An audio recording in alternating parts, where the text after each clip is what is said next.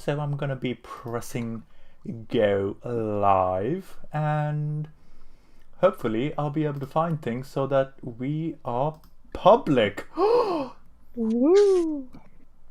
Do you want me to check it, see if it's working and stuff? Please, that would be very helpful. Okie dokie.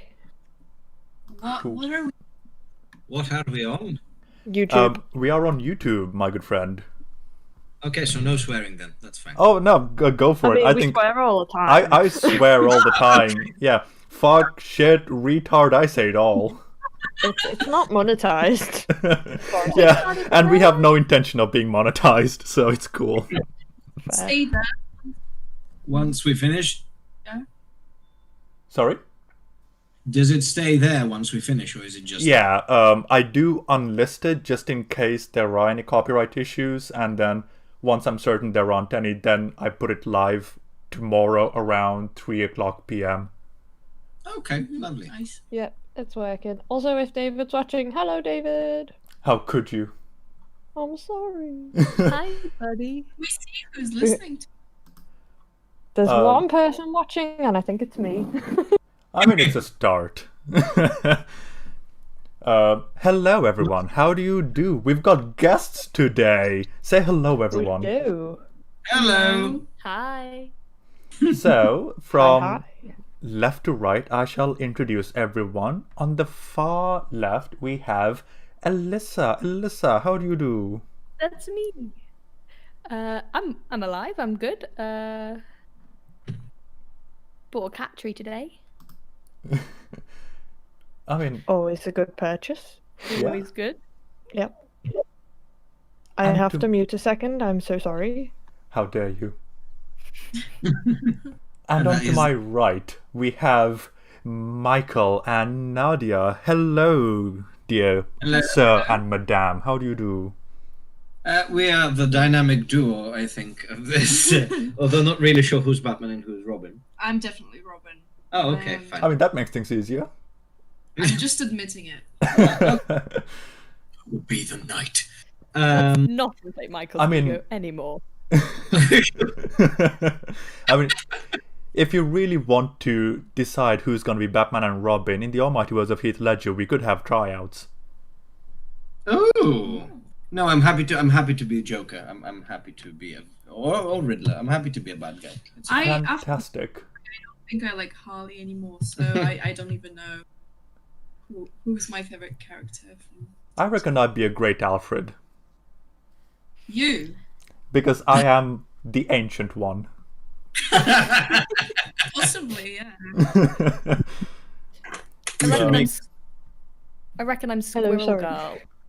You're what? Sorry, Liz. Squirrel Girl. Oh, Oh, she beat Thanos, but she's in Marvel. Yes, but it's a who cares comic. about It'll be DC? fine. What did I miss? Oh, we were just going through our possible DC characters, and I'm not quite sure how we got here, to be honest. Okay. Uh, My microphone fell over. Oh Everything's going wrong. Oh no. no. It's fine. The mic didn't die That's cool. Yet. yet. So that's us.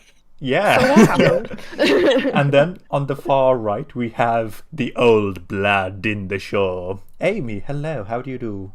Hello, I am good. Short, sweet, to the point. I like it. Are we talking about what we watched, or is it just introductions at the moment? Oh, we're still talking, introducing everyone. We just went Oh, on a cool. bit of a detour. Fair. Well, hello everybody. I'm good. Hello. That's all. Oh, fair enough, fair enough. So, as is tradition, we are going to briefly talk about what we watched over the past week or two. Go nuts. It could be all year for all I know. Who would like to go first?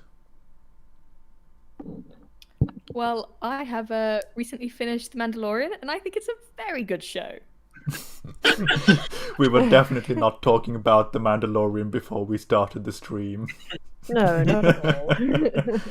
What is a Mandalorian? It's You a have to kind of watch it. fruit. Or a It's a chicken, cross depending on your between- accent. It's a cross between a person and the DeLorean from Back to the Future. Ooh, that sounds like a good Does that make it a transformer or an It is. anthropomorphic car, like in Cars? Which Ooh, please be a aspects transformer. is human and which is car? Is it I- like a human head at the front? I reckon it's I a would car say upper so. body with human legs, and it's running. I Yeah. think you Oh, should God. stop watching horror movies, Dylan. No, that was a Never comedy. stop watching horror movies. There is an actual know, character in like the- that in a comedy, so hey. Did you watch anything else or just Mandalorian? Well, we got ourselves Disney Plus recently, so I'm having a really good time. I can't wait to watch all the Disney Channel original movies. Oh, I Oh. know. Wait. Oh, Disney Channel original movies. Okay, I was thinking, wait, Disney Plus original movies or Disney No. Channel? Oh, Although you could argue that Mulan is a Disney Plus original movie. this is true. That's why I got Yeah. really confused because I was thinking of the streaming service as opposed to the actual channel. So that's what Oh. confused me initially. Recently we watched Queen's Gambit, Ooh. and one more TV show. Did you say the watch Queen's The Crown? Gambit? Yes, we did. We did a talk See- on that one. Oh yes, we Oh, did- thoroughly enjoyed it. We have the controversial opinion of Yeah. Of course. We talked about things we didn't like about it, and actually, when we were talking about it, we were like, wow, we actually have more problems with this than we thought. Yes, objectively speaking, the writing is all over the place sometimes. However, Yeah. subjectively, it is a grand old time. I had fun with it. But then when you look at it and like really examine it, you're like, oh my word, the writing, what is it doing? But then I feel like when you do that, you will find issues with it. Yeah. Instead of just enjoy your experience. I mean, like I say, I enjoyed it. Like watching it, I was like on the edge of my seat, and I was just like, they've made chess really interesting. we wanted to turn it off after the second episode, so we should have at some point. oh, do you know but what? these, The worst one was probably episode 5 or 6. That was an absolute nightmare. We spent like an hour talking about what's wrong with Yeah. it. That's- What was happening in that one? Oh, what wasn't happening in that one? I can't remember. I've watched so much stuff since then. Oh, it was like a fever dream. I think like 6 episodes worth of content were there in like 50 minutes, and I was like, oh my god, show, stop it. Oh, and we watched the Umbrella Academy. That's the Oh, one. good. Do Disgusting. you not like it? We adore it. We love it. It's a trash fire. You're wrong. I'm with It's all Elissa trash and here. we like it. It's not okay. We'll debate on that as well. Yes, Alyssa, I have a comrade for once. Woohoo! The writing in that is lazy. It's cliche and it's lazy. And the shots, they can't make their mind up about how they want to edit the shots. See, I agree with these points. I This agree is the massively. point. But I would also say that the end of, because mainly when we look at it, obviously, we're all, people with different experiences. So we'll look, Dylan mainly looks at writing, and me and Nadia mainly look at, Editing. yeah, plot and characters wise, because we used to do that a lot. I mean, I would And- argue writing is plot and character.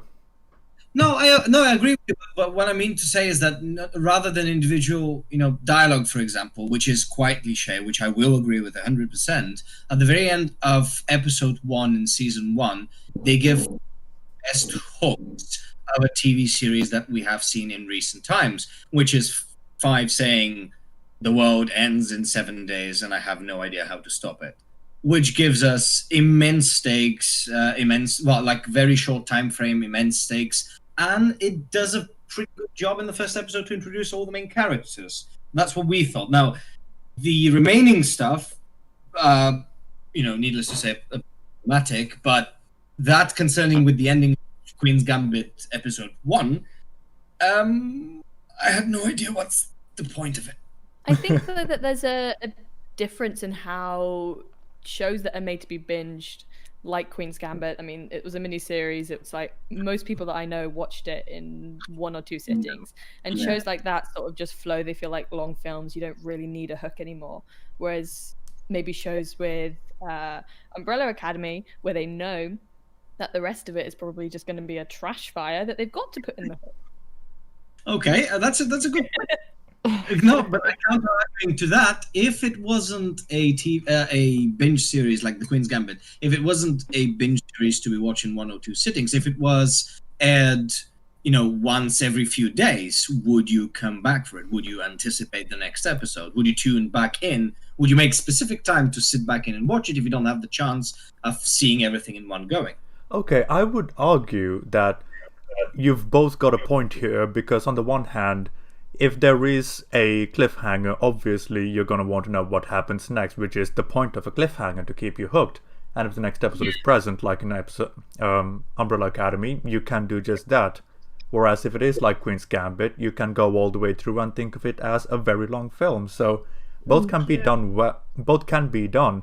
It's just a matter of which one has the better execution for that particular show. I almost think that Queen's Gambit was brave to not do hooks, because it feels like most TV shows that I'm watching now are just doing these very big cliched hooks. And you are right in that Umbrella Academy has sort of given us the biggest, most interesting hook. The world's going to end in 5 days. But it does feel like we're getting more of those. That's becoming more popular. I mean, maybe that's because with Umbrella Academy, people are doing that more and more. But yeah, I don't know. Maybe that's an interesting point. Yeah. So is I that an agree. issue of quantity rather than the quality of it for you then? Yeah, I think it's almost like I almost want to roll my eyes now when I get a hook like that, because I'm like, okay, yeah. No, I agree with you, but then going off to the Queen's Gambit one, like, because you do say, in one sitting, and it's quite pleasant. The only thing is, I think my biggest problem, I wouldn't even quote the hooks in this case, but my biggest problem with the show is there's seldom any characters to be liked. As in, and I know you can argue the point that, they're unlikable, so they have to, go over their weaknesses. But if there isn't a single character that I am bound to identify with / empathize and identify with, then then I don't know who I'm watching for. Because Umbrella Academy has this massive problem with having most of them very unlikable. But the sheer point of having one person driving the plot and understanding their motivation for that. Whereas in Queen's Gambit, my biggest problem was that the main character was, up until like when she finally decided that her big objective was to go and rush to Russia and be the big Russian guy, then it made much more sense. We were both much more hooked. Like it was interesting. The last episode was incredible. I will not lie about anything there, but that's when we actually found out. Up until that point, it was, what do you want to play chess? Why? Because chess. Yeah, it just didn't make sense. She was just the best in chess. She didn't really have and that was it. She's good at chess, and she's just living her life. That was a gimmick. Like she keeps beating men mainly because it was the male league of it, which was very good for the woman to beat men in their own league, and it was just a different man being beaten. Her first actual loss was episode 3 or 4. No, it was with Benny, I think, the American. And that wasn't even a loss. They just shared the title, and she was crying because of it. The next big loss was the big Russian guy. She beat everyone else from beginning to end, which is not a lot of things to overcome, which sort of, I think, deteriorated that interest. Sorry, I've been talking for a long time. Shut up I think she had a lot of internal struggles that she had to overcome, though. This is something that we were talking about when we were doing the stream on it as well. It's very much an issue of identity crisis with the entire show itself, because on the one hand, it wants to be this sports-oriented show where it's focusing on the chess, yet at the same time, it's diverting attention or maybe going to the actual issue of her personal life, and it never seemed to decide which one it was, whether it was a sports thing or if it was a character thing. And because there was no commitment to either one, it ended up being neither. Yeah. Mhm. Agreed. Yep. I So think I would. Sorry. Carry on. Yeah, I was just going to say that I think, again, though, it is very dependent on the audience and what you prefer. And if you guys preferred story-driven narrative, then something like Queen's Gambit just isn't going to appeal to you, because it is very much just like a character study. Yeah. No. Well. Yeah. I would agree with half of this. No, not so much. Like I'm really. I've said this a million times. I adore when we have. Genuinely, the word here is adore. I adore it when someone has opposing opinions because I'm really interested on what's happening. Like why things that I find as unforgivable problems, people actually find as big positives. So thank you for taking that stance. And I really want to, at some point, go for coffee and finish this because we're probably not going to end up talking too much about it because we're here. No, absolutely. I mean, it's a good thing that we all have a different perspective, so that'll make the conversation that much more fruitful because, like it or not, one of us is going to learn something and the other is going to be appreciative that people listen. So it's a give and take when it comes to entertainment. It's lovely. It's a wonderful thing, isn't it? It is indeed. I don't quite know how we ended up talking about the Queen's Gambit for 10 minutes, but It was because we were talking about what we watched. Gotcha. And was it Michael and Nadia? Was it? Yes. Yeah, that was us. Right. Did you guys watch anything else or? Ratchet, but we didn't like that. We didn't like No, Didn't Ratchet even was bother awful. with that one. I don't even want to talk about it. It's just awful. It shouldn't exist. And Any I mean, not too many. I mean, we finally watched Jingle All the Way, and we confirmed. Oh that, my god, yes. Such a good film. Yeah, we confirmed that Arnold and comedy don't mix up so well. Oh, I wholeheartedly disagree. I think that is a joy of a film. No, It's so daft. genuinely, we really like the film. especially for- But what was this thing? It wasn't the pacifier. That was Vin Diesel. It was him, like as a Kindergarten Cop. Yeah, that thing. I think I prefer him much more in that one because it's much better to his strengths. Whereas in this one, he was trying too hard. I felt. That's I the don't beauty know of what you it. mean. and the writing bit where it's like, oh, he's such a bad father. He doesn't have any time for his kids, for his family, but he's actually working. And he's actually doing a great job. And Yeah, because he brings quite a bit of money to the household. It was the trope at the time. I mean, you had Liar Liar come out around the same time as well. Yeah. So when it comes to family comedy, stuff like that, that was a very common plot point at the time. So Dads work so much, therefore they suck. yes, Yeah. exactly. How dare we provide? How dare that work? But yeah. Oh, Jingle All the Way. I love the underground Santa bust that happened out of nowhere. It's just like, what is happening in this film? No, that was great. Right, so I suppose it's my turn. Finished Mando. Thought it was atrocious in terms of writing. We'll get onto that one day. Also started watching a Japanese show called Alice in Borderland, which is fascinating. Yeah, that looks good. Yeah, alternate realities, very high stakes. I mean, if you want to see a show where people could die from losing a game of tic-tac-toe, this is the one for you.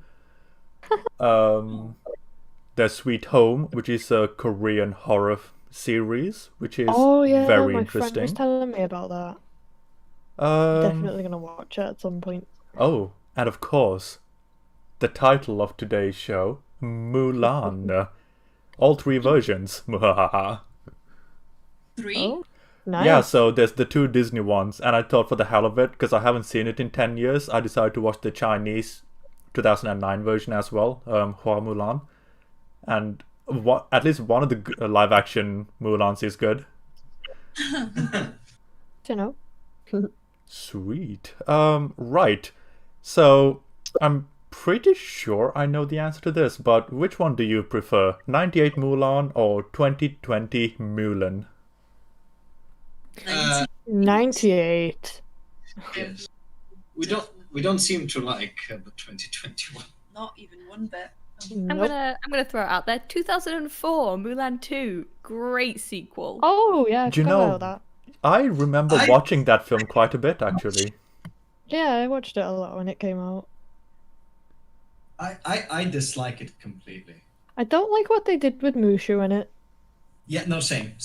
Because he was just a jerk for no reason in that movie, and it's like, what the hell? I'd have to watch it again, because I haven't seen it in like 15 years. Captain, very, very nice as well. Sorry, which was very nice? Michael, come back here. I was just Sorry, going he's to get getting some water. How dare he? How dare you be hydrated? Terrible. It will never happen again. It's okay. No, as in the captain in the second one also didn't. I forgot his name. Oh, Shang Li. Shang. Yeah. Yeah. He was a He bit didn't- of a jerk in it as well. Yeah. I feel like everyone was a little bit of a jerk in the second one. There's also a horrifying animation. Oh, When it yes. gets angry, the face he pulls, it's like it's an eldritch horror. Yeah. Cthulhu himself has come down. Yes. I'm gonna find that face so Nadia can have a scare. Yeah. I mean, you could just watch the film. Yeah. No, I'm not gonna. You're just gonna show her the horrifying animation. You know what sequel I used to watch a lot as a kid in terms of like Lion King 2? Oh, I love that Oh, film. Lion King 2 is amazing. Yeah, look at this. So good. I love all the songs in it as well. Did you ever watch Lion King 1.5? I did Yeah. not. Great. I've only seen the Great two Lion film. King films and the remake, which I thought was also atrocious. The remake of Lion King. Yeah. Yeah. Oh, we don't can't- talk about. I can't tell what's worse, Mulan or Lion King. Mulan's Mulan. worse, but Lion King is not good. Lion. Oh, do you know what that is? Oh, do you know what that is? A question for the ages, actually. Yeah. Which one? Or Dumbo. Dumbo wasn't good either. I forget that film exists. I The have not remake, I watched mean. Dumbo. I mean, it was so. I mean, just like one big thing, because I'm not going to go into depth of this. Like the end of the animated one, you know, of course, Dumbo gets drunk. We're not going to talk about that. But in the second one, they went, no, don't give alcohol to babies because we, for some reason. Then obviously they removed the racial stereotype of the crows. I can't remember their names, but the biggest thing for me was how, for lack of a better term, how woke it tried to be with, like how relevant it tried to be with this ending. Because obviously they still kept the original timeline of it, like the original time period of it.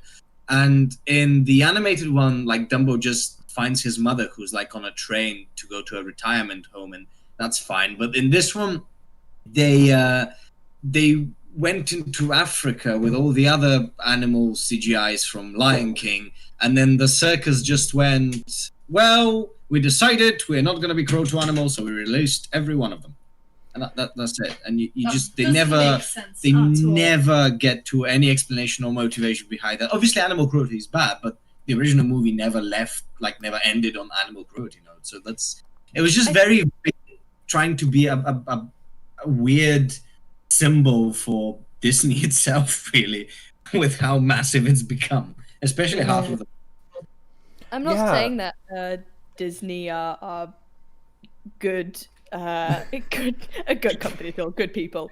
Yeah. But I do think there's an element of when you've got a platform, there's something to be said about. Like, I feel like they probably did it for the wrong reasons, but there's something said about maybe if it wasn't in the original, but what can they do in modern day to maybe spread some form of good message?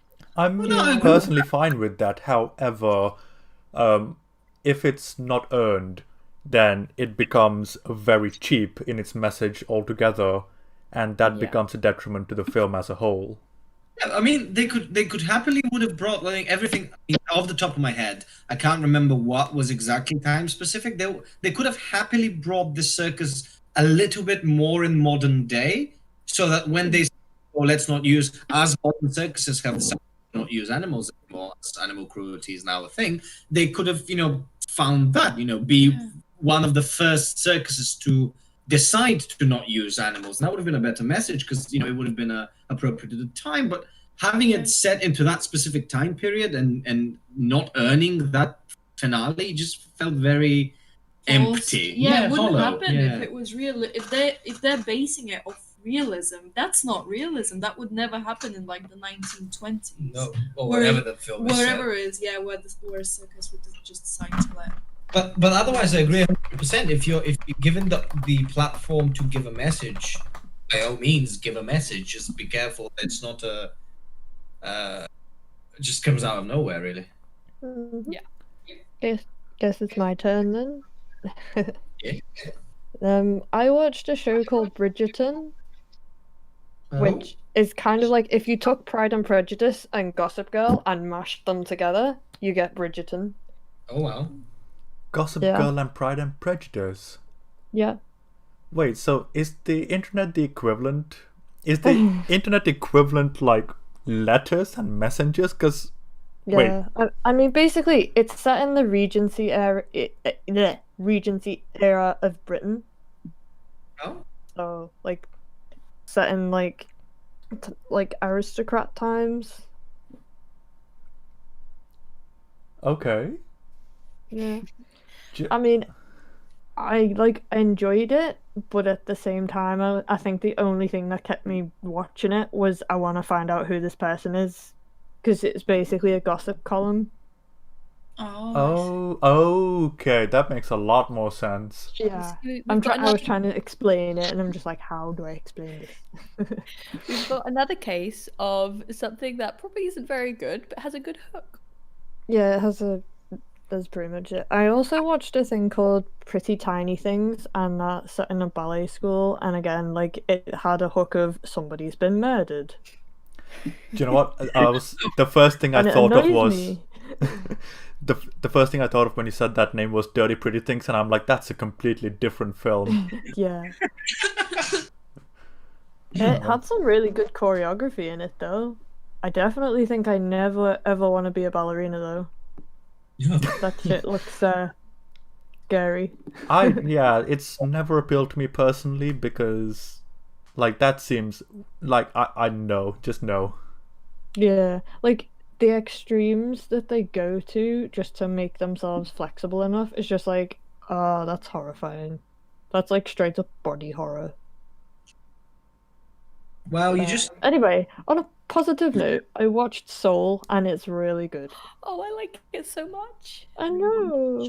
haven't seen Such a it. cute movie. It's You should so- watch it. It's so cute. We also bear in mind haven't seen Inside Out yet, so I feel like we should... So you've got a ways to go then before you get to Soul. Yeah. Are they connected in any way, or I don't no, know. They're not connected. No. by the They same- sort So of have. Oh, I was just gonna say, so you could watch Soul and then you could watch Inside Out. Doesn't matter which order. fair enough. they've got sort of different perspectives of our inner life, I guess. Hmm. That's interesting. The Sure. animation style of Solo is beautiful. Like the designs for their ethereal spirits, really cool. Oh, that All the reminds me. Jerry's.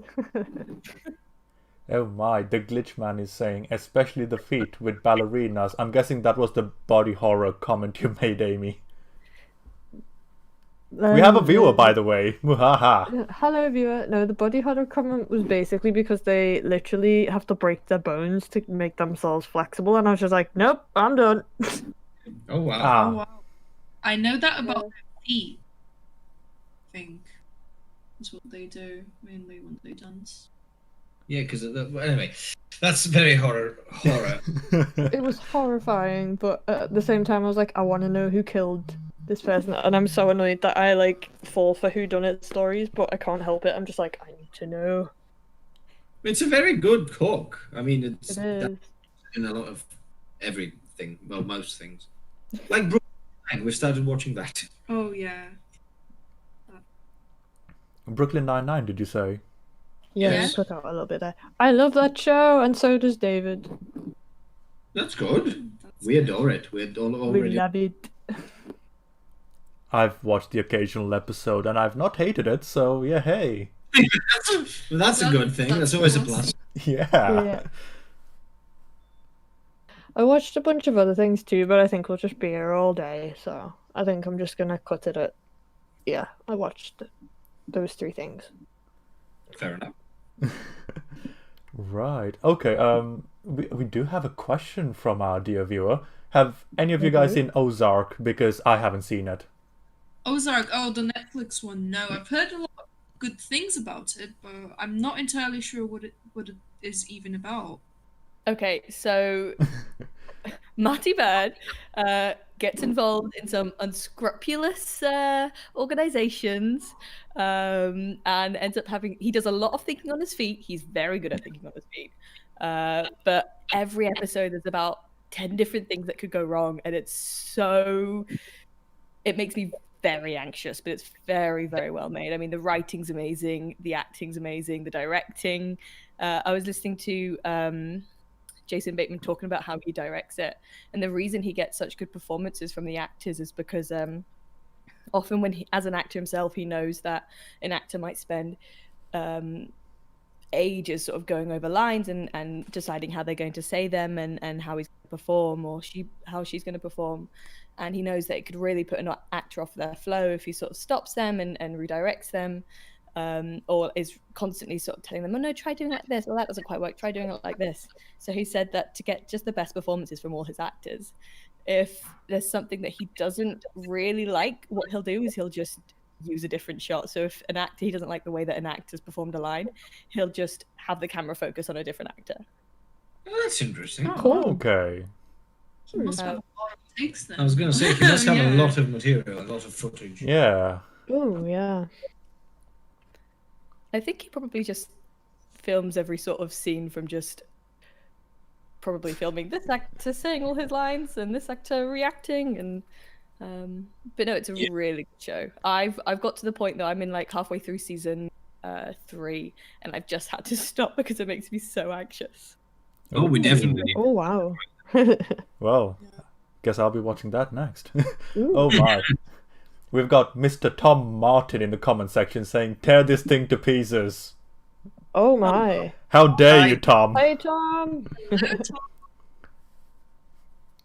Right, well, do you know what? I think that's a pretty decently sized intro. How's about we actually get on with the actual Mulan? Let's Yes. do it. Sweet. So then, right.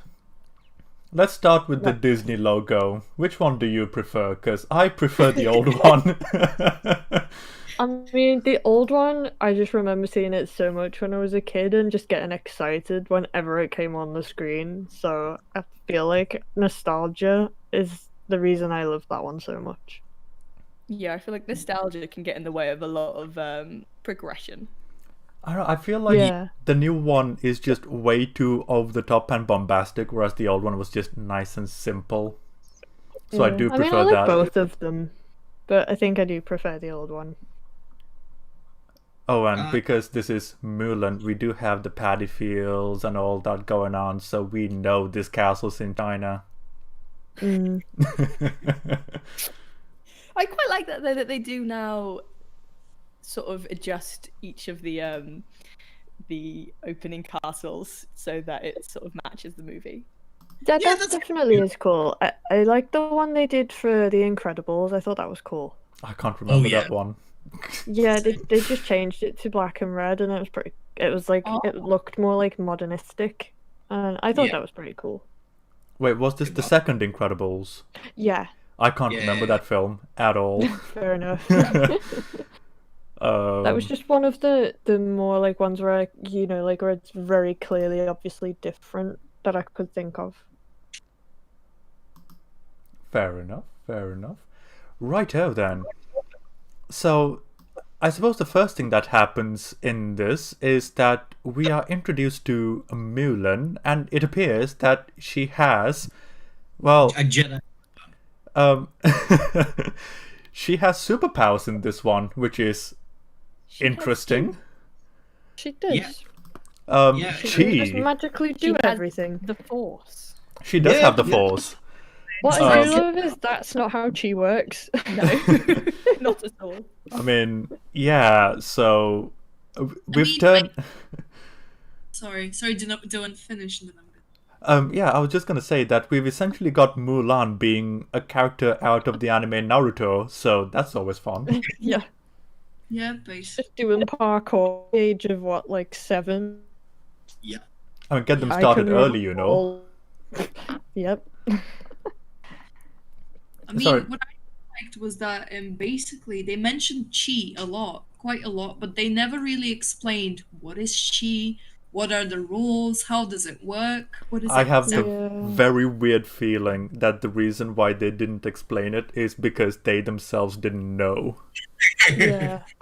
It is I not- feel like that they fell down on the whole. Oh, it's gonna be culturally accurate this time and inoffensive, and it's like, but you're using chi to explain away magic.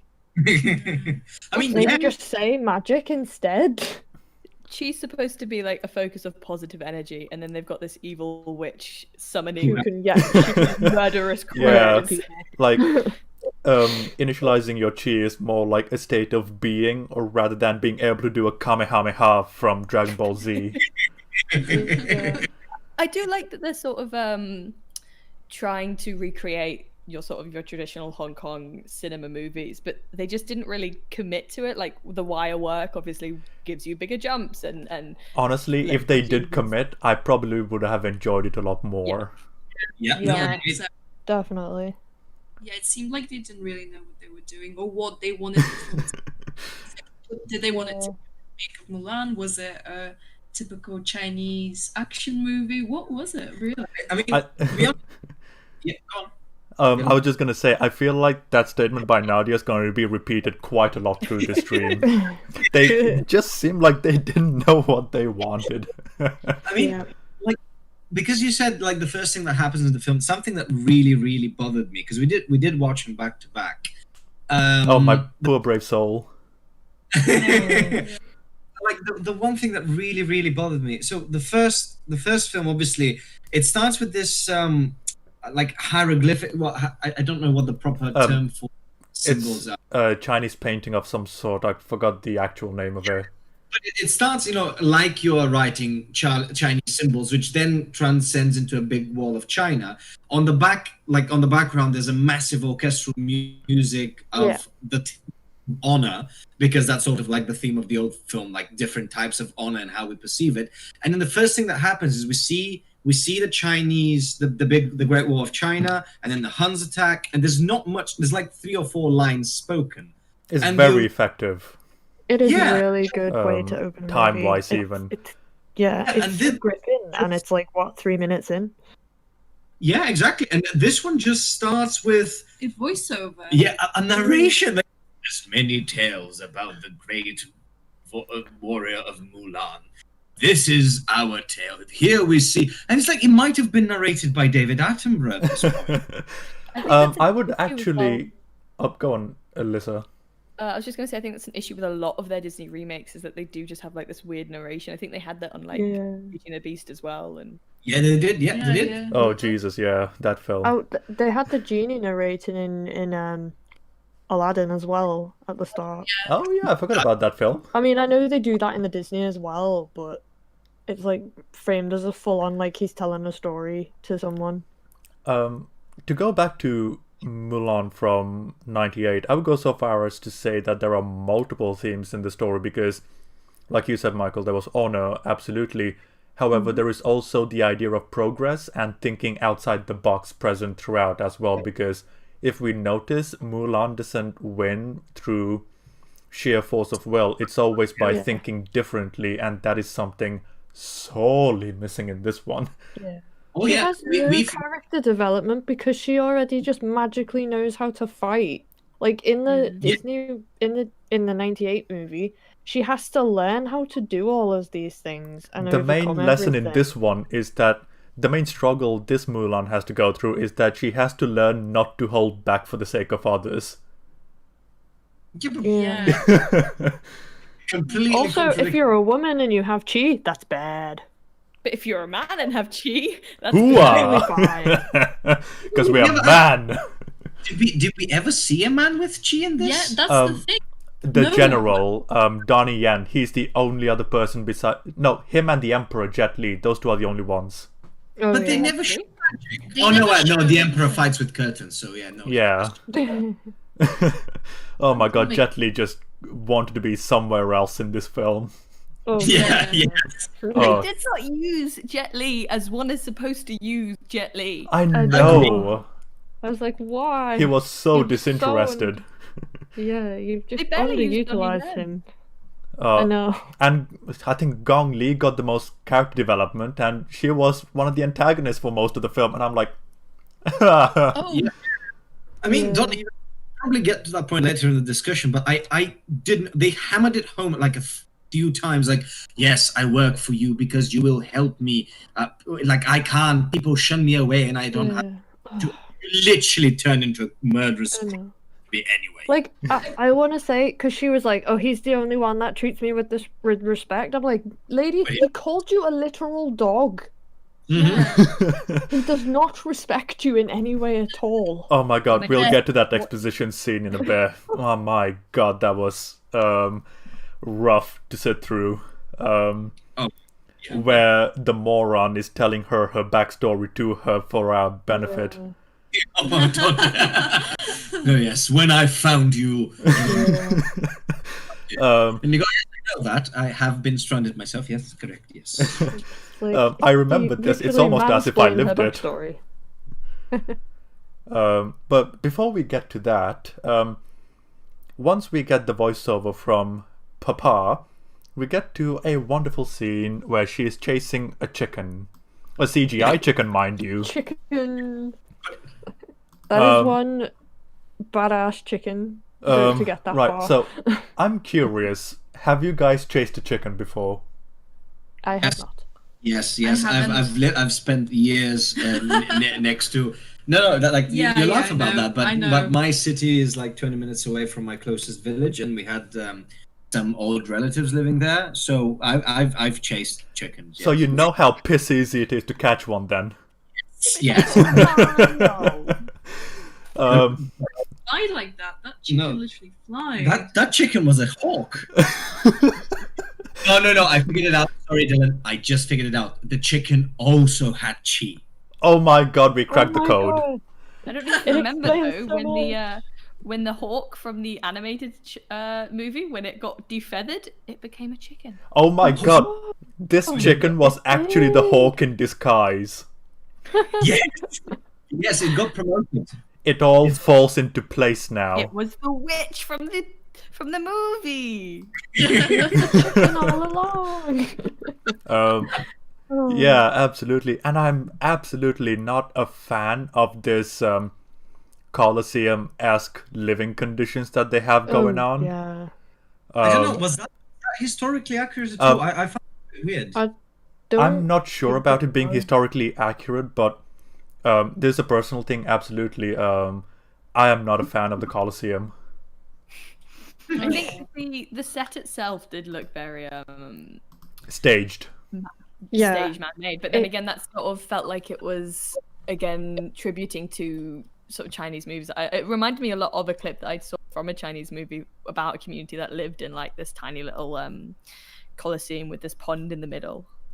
Yeah, I mean, like, you absolutely can have that, but, like, if they were going to have the stage aesthetic all the way through, follow through with it, as Yeah, opposed to just 100%. Oh yeah. having it both ways and making a mess of things, because, like, just to skip ahead really quick, when they have that scene where they're in the village and it's burnt down, that felt like such a stage, and yet when they're having the Oh, battle yeah. afterwards, it's like, oh, it's vast and open. It's like, guys, commit.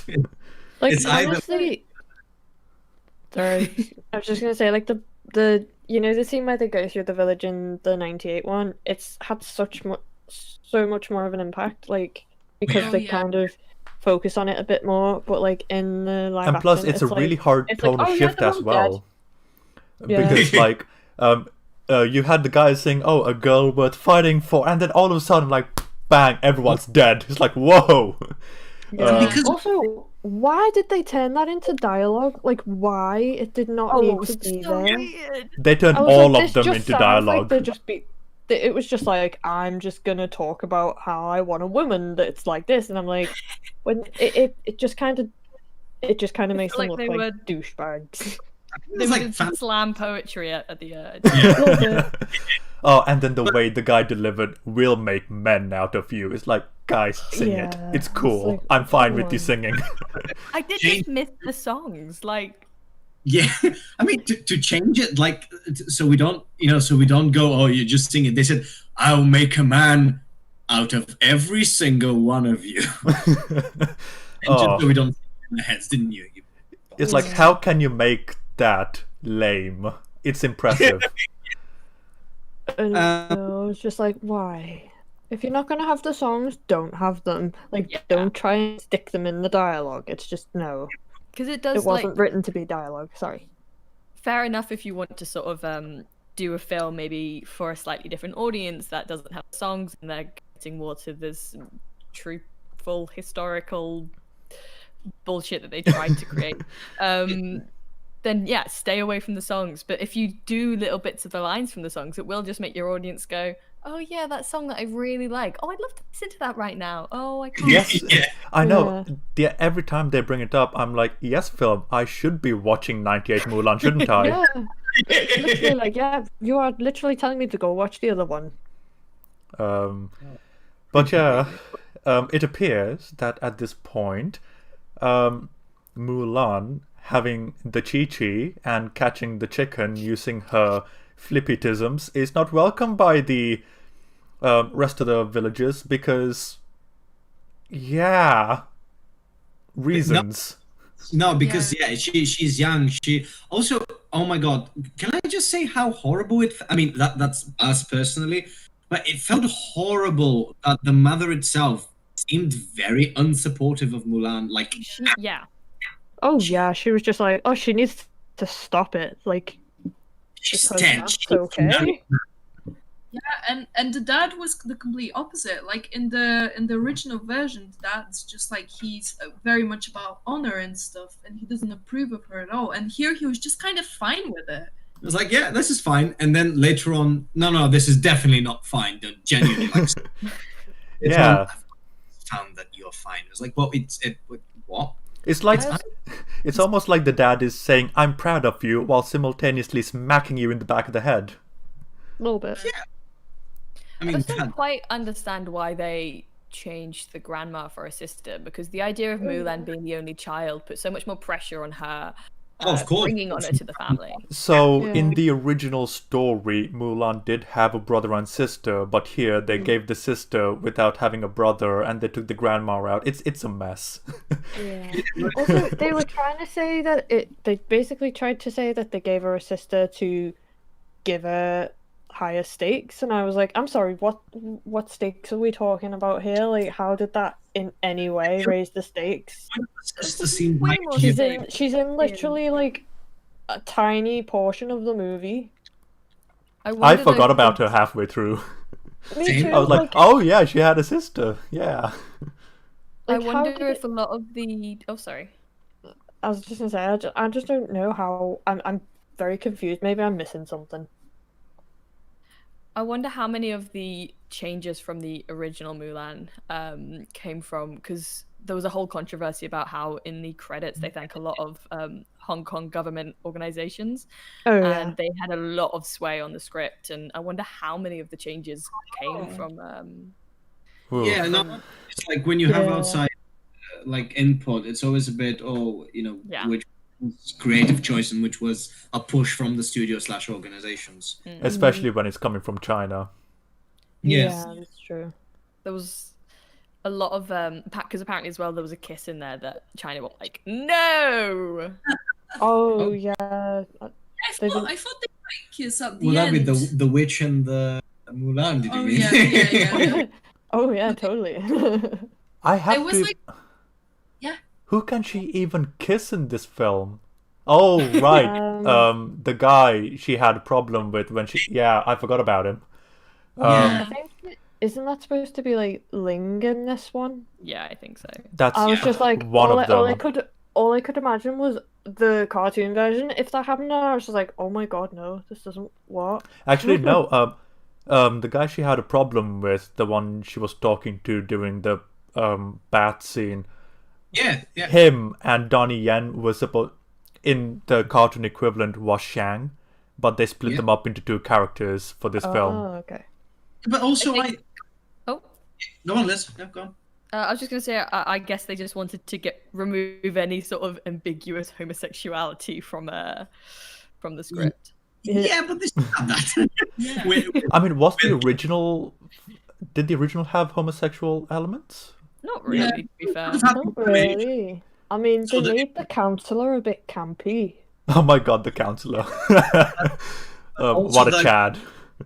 The Shang captain had this thing where he might have kind of Liked her. liked her before she was a her, but also like in the new, I always thought so. I didn't get the point of why they had to remove the Father bit. captain, because in the other one you have two people equally trying to impress. Mulan, obviously we know what she's fighting, so Captain Shang sort of trying to live up to the expectations of his father, then his father dying in the field and him being his successor. It's an immense pressure on him. But in this one we have Donnie Yen, who's just amazing, and that's it.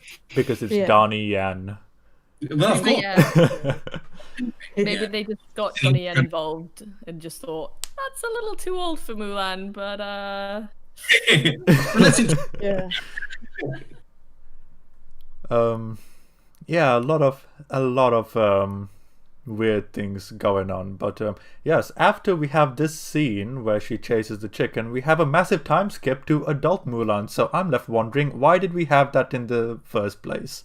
So we can see Jedi and she has midichlorians. Yeah, totally. Not since Master Yoda have I seen this level of midichlorians. Yeah, she's the chosen. Oh no, before we get to Mulan, we have that absolutely retarded attack by the morons. Oh, yeah. What was it? I don't remember it. Oh, you know when they attacked and then started running up a wall, which was like, why the fuck? Who the fuck? Yes, are you? and don't you love the fact that the wall was filled with archers and only one arrow got shot at these potentially hostile men coming at them with swords drawn? They've been taking lessons from stormtroopers. Oh, it's almost. Oh my! It's like, oh, we'll give them a warning shot just in case, and then it's like, oh, they didn't take the warning. What do we do? And then kind of panicked and just ran away. Yeah. And Yeah. also, sorry, I know we're gonna get to that point later, but don't you just love when in the old one you kind of see that they're kind of slaughtering people and the one, how many messengers does it take to receive a message? One, and they kill people, and then Yeah, I thought that was so cool. Yeah, I love murder. So cool, guys. Murder is awesome. in the new one they just go, Advent what lights about the away. people? They're slaughtered. Thanks for telling me that. Yes. These guys are pretending to be edgy, while the original guys were actually kind of cool. Mm-hmm. They made good villains. And they had, although there's not a lot of them, they had personalities. You had one They who's were all the archer. different. You had- Oh, yeah. And these all just look generically Evil man. dudes, yeah. Yeah. That can do Jedi I mean, later on they were given different weapons, so I guess weapon equals personality, but... Wait, they were given different weapons in the new one?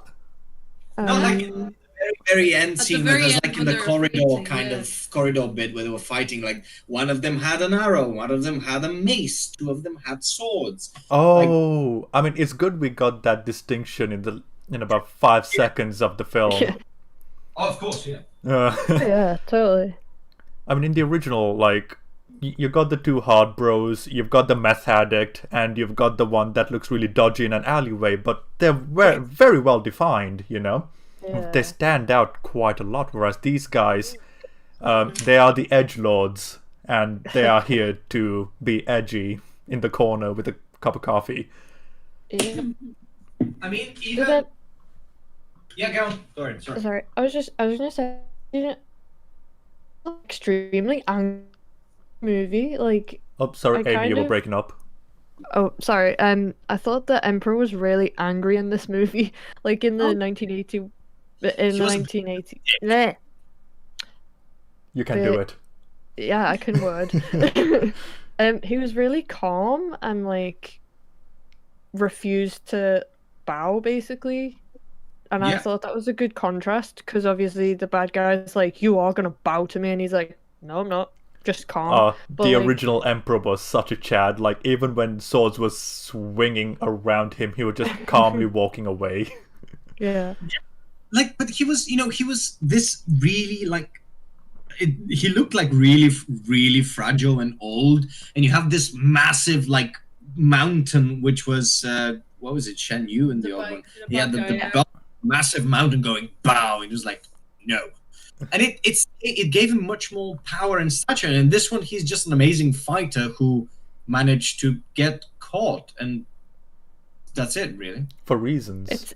it's given me, like when the whole Dumbledore said calmly meme. It's given me them vibes. Yeah. No, I agreed. I agree with that. I mean, he looks angry, but I just think that's Jet Li's resting bitch face. Possibly. Yeah, I'm so tired of these. Like, I'm getting paid, so I'm here. Let's get it over with. Yeah. He is the Harrison Ford of our Mulan Star Wars crossover. He is the Harrison Ford of China. Yep. Yeah, no fair. So then Mulan grows up. And yes, Mulan grows up, and we have the matchmaker scene. I thought that was. Oh that no! was just Actually, before that, she was riding through the streets or the fields. Yeah. And okay, so I want to talk about this really quick because we see the rabbits running alongside her. So, okay, I'm gonna try and tackle this one thing at a time. Mom and Dad, I saw some rabbits. I think one of them was a boy and one of them was a girl, but okay, so that is actually something Someone in wrote the that. original Mulan ballad from like 500 years ago. But Oh, wow. the context is so different because over there it's happening at the end where everyone knows, oh wow, you're actually a female species. Wow, how come we didn't realize? And she uses this analogy where it's like, okay, when a buck and a hare are standing next to each other, you can tell the difference, but when they're running together, you can't tell the difference. And it's supposed to be like a visual metaphor to explaining why she was never caught as a woman. Whereas here, it doesn't matter if they're running or not, you can tell whether they're a guy or a girl. I mean, yeah, the long flowy hair and the physical. Anyway, we'll get to that point in a bit. Yeah. My issue with the horse shot at the beginning was I feel like a lot of the shots in this were really weirdly picked, and I was trying to put my finger on what was wrong with it for a lot of it, and I think it's the lighting. The lighting just feels a bit off and bland. Yeah, they seemed a little bit like obviously some of it was filmed in front of a green screen, I'd assume, but even if it wasn't, some of it just looked very juxtaposed, for lack of a better term. Do you know what I mean? Yeah. Like some of it looked real, some of them look a bit not in place. It just looked a bit dodgy. Yeah. You know, for a film that cost 200 million, it looks surprisingly cheap. Yeah. This is true. The CGI was. I mean, really probably bad. half of that money went to Jet Li, I guess. Like, please be in this film. Geez, yeah, I know exactly what you mean about the lighting. It was very, very odd in most of the scenes in this film. So then she grows up. And then Oh yeah, Now she like grows up after the lighting. she is a grown-up woman, and we're having the matchmaker scene. Oh my god. I like this scene, I will say. I had a good time. Yeah, Fair I enough. liked They the swapped pretty out colours of the Cricket. makeup. Oh no.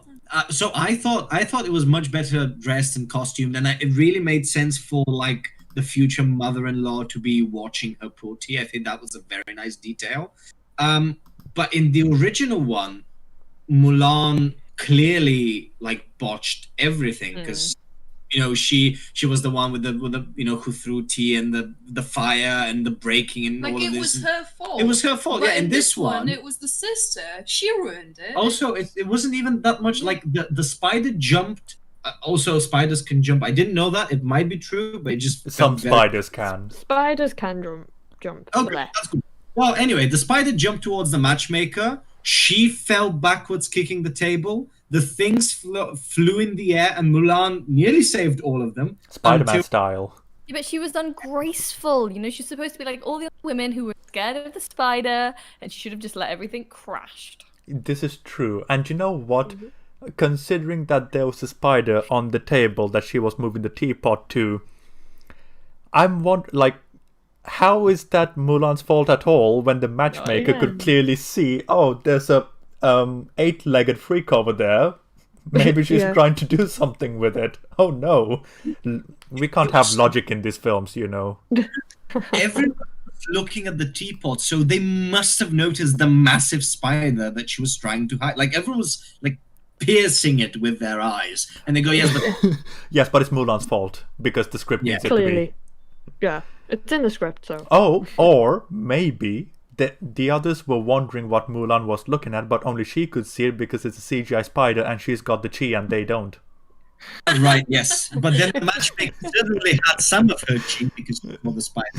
It's the fright, it's the adrenaline, you know? It's like when a mother can lift a car to save the baby. That's what happened. Right. Matchmaker is that.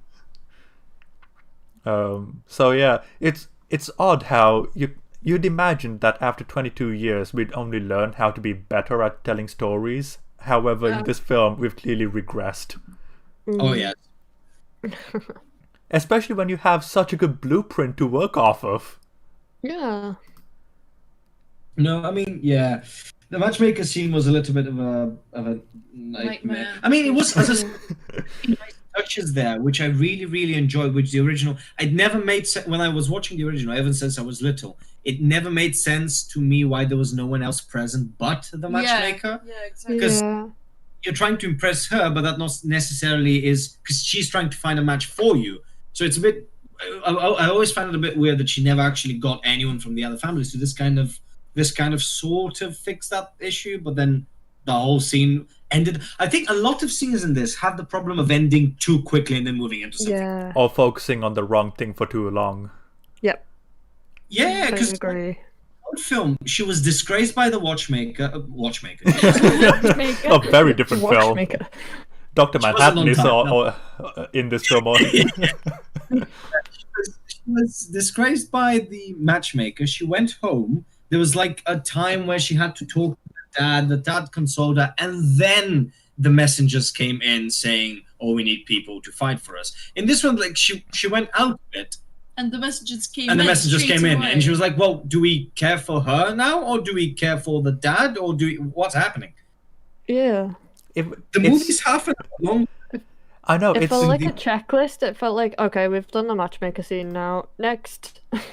Yeah, they never had the. Oh yes, Yeah, they skipped that. They never showed the tree where they sat down on yeah, the the bench. late bloomer and all that. But can I just? This is probably the last one. Shut up! I promise, no, shut up. Really bothered us. We were joking with Nadia that this should be the drinking game for this year's Mulan. In the old Oh, one, yeah. the dad makes a fantastic metaphor. It looks, oh look, everything's bloomed, but not this one. Yeah. But yet, when it blooms, it will be the most beautiful of them. And that's kind of cute. And the new one, she breaks the phoenix thingy, and her dad says, "Oh, this is the phoenix because from the ashes the bird rises." And then people go, "Why do you do that?" "Oh, because of foreshadowing." And then we see the phoenix about 50 more times in the film, and you go, "Oh, did you get it? Did you get it? Because like she broke the wing back then. Like, did you get it? Because like she's the phoenix. Like, because like yeah, she's coming out of the ash. Look, So phoenix is a annoying. phoenix. Like, did you get it? She's a phoenix, and it's See- really, it's For really me, not. every time the Phoenix came along, I thought, oh, okay, so this is where Mulan gets saved. Gotcha. Yeah. I actually looked it up. The phoenix in Chinese mythology is supposed to like signify yin and yang, female and Yeah, male absolutely. together. The meaning of the phoenix they use in this film is the Western metaphor for the phoenix. Yeah. But I was like, if it's got Chinese origins, why not use that? Yeah, we'll get it. Like with Because like the whole female and male thing, that's what they were trying to do with the rabbits, I'm guessing. Yeah. I don't get that. The issue with a lot of Disney's films is I feel like they can't decide, or maybe they have decided and they're just trying to do both. But they're trying to market to both an Asian market and a Western market. Then just simply have the father explain, oh, the phoenix is a very important thing for our religion. It symbolizes the yin and yang. Like, if the father explains it, everyone from the Western side would just go, oh, so that's what it means for the Chinese traditions. Cool, we're on board with that.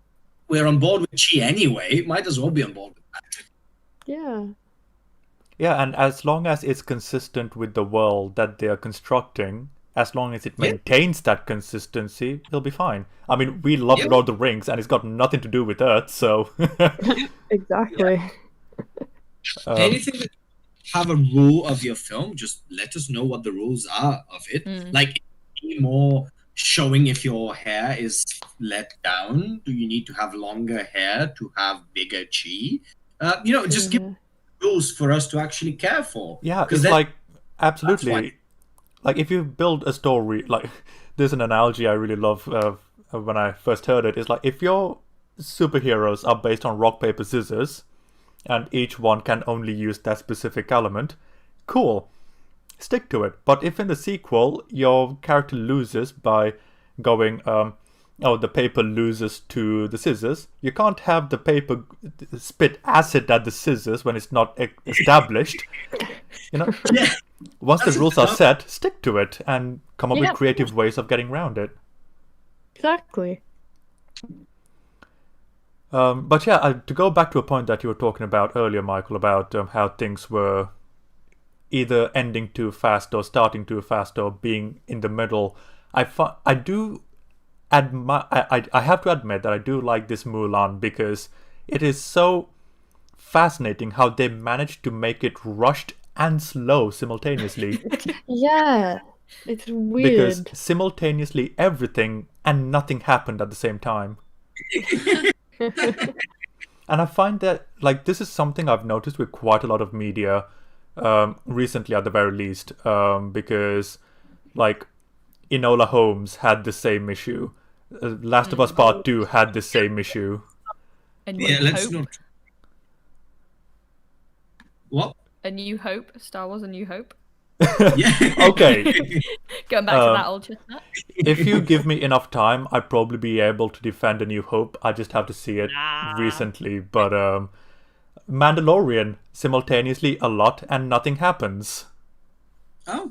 I feel like that comes with like 20-minute episodes when you've got stuff like that. Oh, okay. Sitcoms is at work. It's a Star Wars sitcom.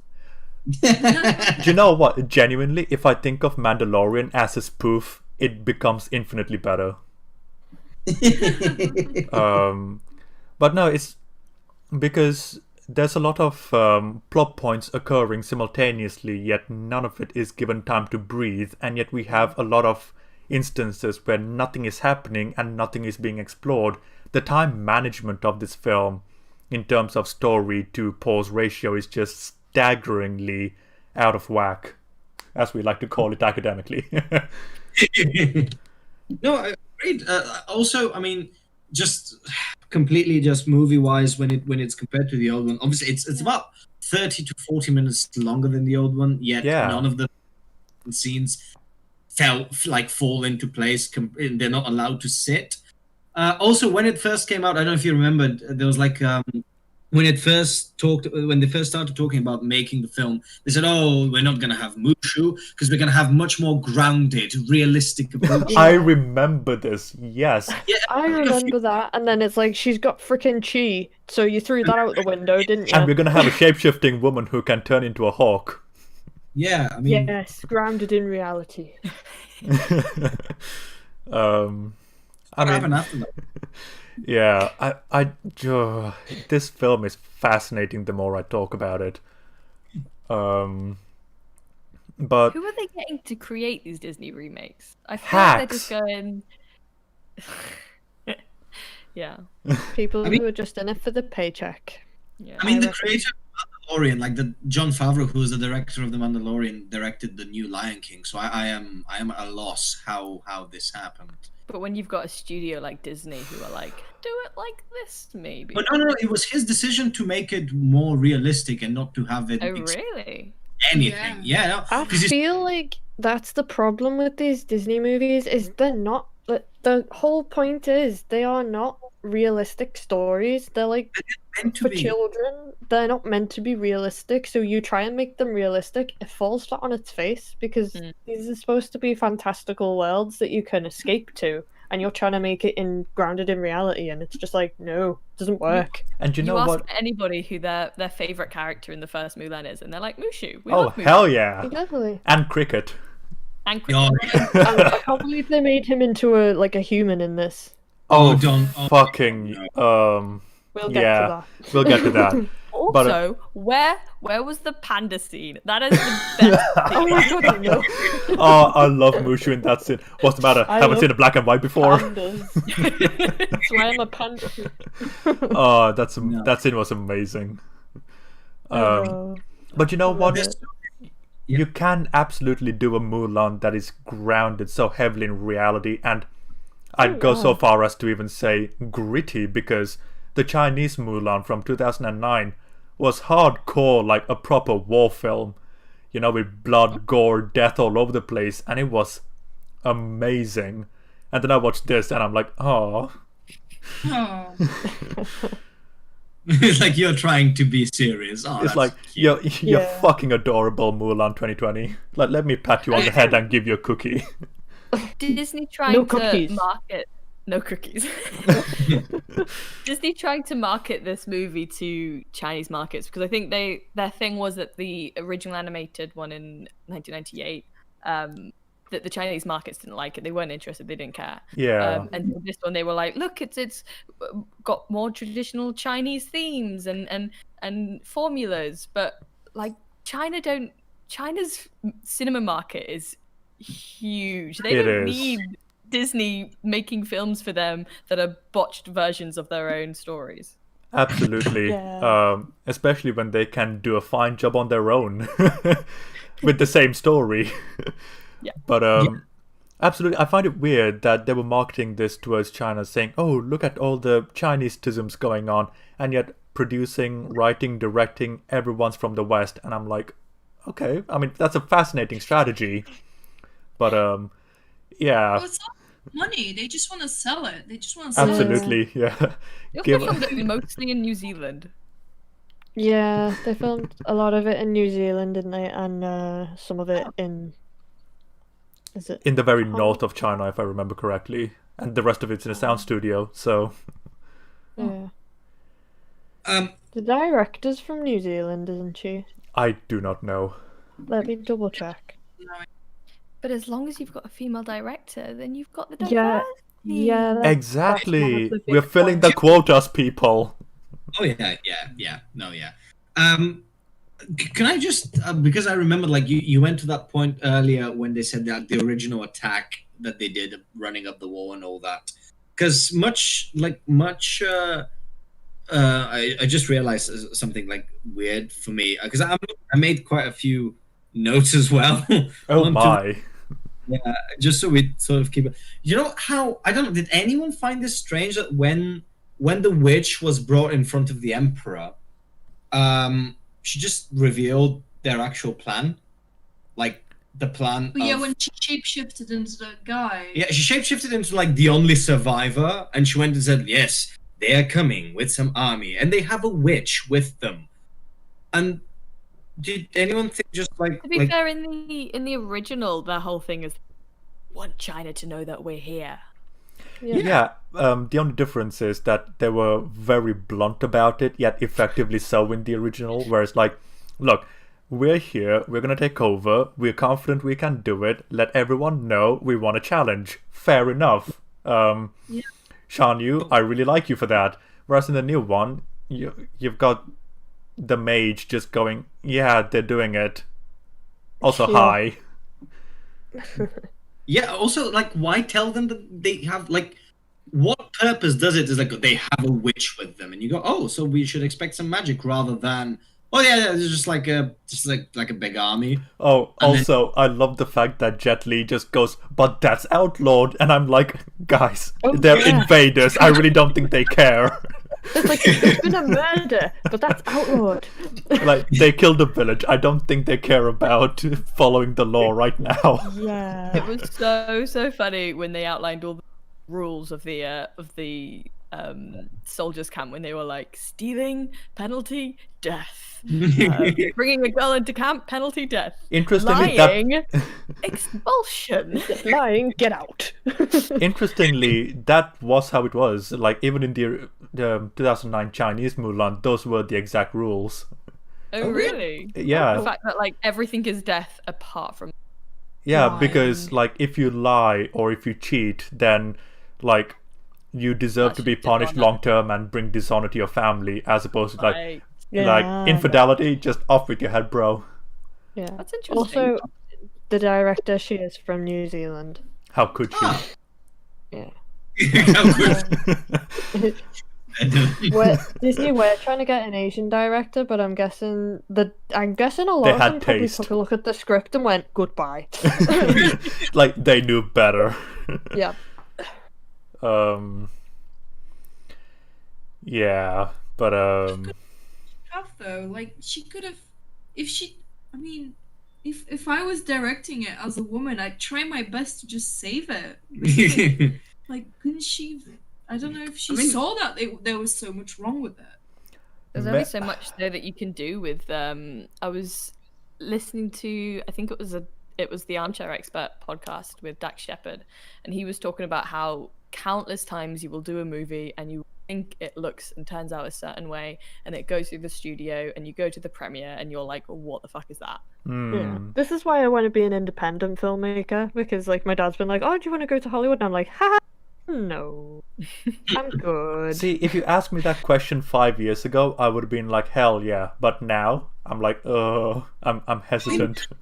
Hollywood has turned into just politics, just a big soup of politics. Absolutely. Yeah. And even with the Oscars now as well, like, I don't know if they went through with it or not. It's like, we're going to have diversity checks for films. And I'm like, well, I don't want a participation award. I mean, come on. Yeah. I've noticed what the BAFTAs have started doing, I know at least, is so before they used to just release all the movies to all the people who voted for the films, and it was up to them to choose, maybe I'll watch this film, and depending on the films they watched, that's what they'd vote for. And that's where I think a lot of the diversity fell through, is because a lot of the people who are voting for BAFTA are white, middle-aged to older men, and they're not going to watch films about The hard gangsters from the middle of London, innit? Yeah. So now what BAFTA have done is they're assigning films to people. So they will assign a number. It's somewhere to like, they get sent like hundreds of films, but they're assigned a certain amount that they have to watch for sure for certain. Oh, right. That's interesting. Well, that's But that's not too bad. I don't cool. think what Hollywood wanted to do with the quotas for how much minority presence you must have in a film crew and supportive cast members and supportive crew. You know, if you're a person of minority, and obviously I can't talk from that perspective myself, but if you're a person from minority and now suddenly because of this rule you started getting a lot of roles because you have to, otherwise your film's not considered for an Oscar, wouldn't you just think to yourself, well, is it because I'm a good actor? Or Exactly. You would I mean- definitely feel that, I imagine. I mean, I'm a little brown boy, and if I'm getting work in Hollywood because of my genetics as opposed to my talent, I'm like, well, thanks, guys, I appreciate it. It's good to know that I need a helping hand from all of you guys to actually make it. Fantastic, wonderful, yay. So Even rewarding. related to filmmaking though, like I was talking to my friend, and she's I think she's from Dubai, or her family are from Dubai, and she's doing medicine at one of the Liverpool universities. But she did apply for Oxford and got in, and it was quite clear it was because she was a minority in their eyes. And she was just like I know I'm worth it, and I'm a smart kid. I'm gonna do my own thing, and I'm not gonna sort of adhere to your diversity quotas. Self-doubt kills people from the inside. Like it's really strong. A similar position with one of her friends who was from, I think originally from Ghana, I think her family is. From Ghana. Yeah, and she was like, I remember like when I applied to a few universities, I know that they got, and that they explicitly told me, oh, well, because of your heritage, you're probably going to get in. And you go, that made me feel horrible. Not happy, but just horrible that I've been offered this just because I look a different color. Isn't that what racism is? I mean, people tend to forget that, so... Yeah. People seem to think racism is just people outwardly being like, I don't like this race, when it's actually quite a lot of microaggressions and shit like that as well. That's something to go into the politics as well. Should we go on to the film? Back to the film. Yes, back to the Asian film, yes.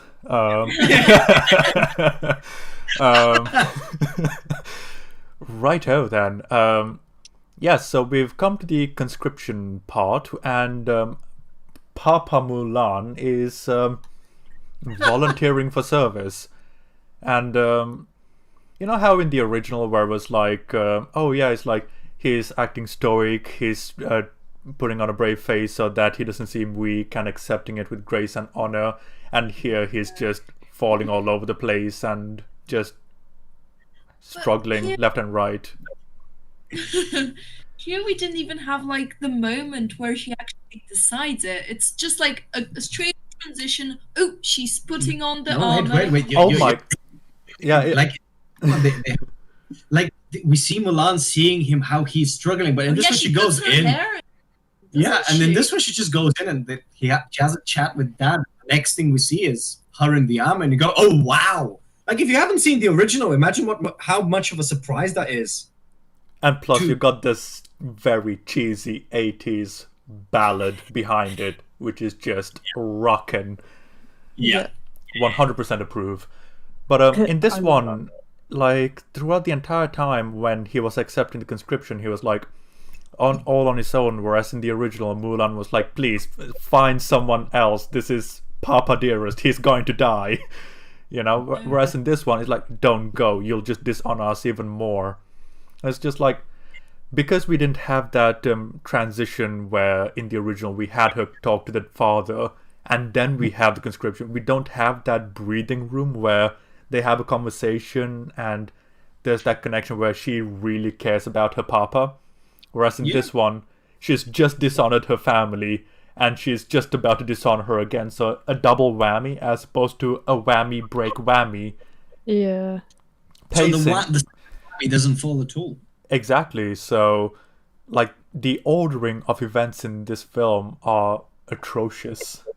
Agreed. Definitely.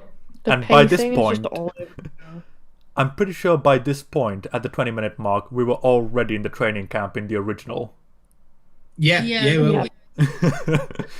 But I guess we needed to put that 40 minutes for character development. Something as well that was really symbolic for me in the 1998 one was the cutting off her hair. I don't know what it was about that. I thought that was an epic moment. Yeah. Apparently the reason she didn't cut her hair in this one is because, well, like, a lot of people had their hair long anyway. Yeah. Like, even the guys. Yeah. Well, I mean, yeah, but we never see a guy with his hair let down, which is long. And I think that the whole moment was but personally, if we're going with the girl power thing and all that, I think the point why she didn't cut her hair is that when the witch says, "Remember who," oh sorry, that's Simba.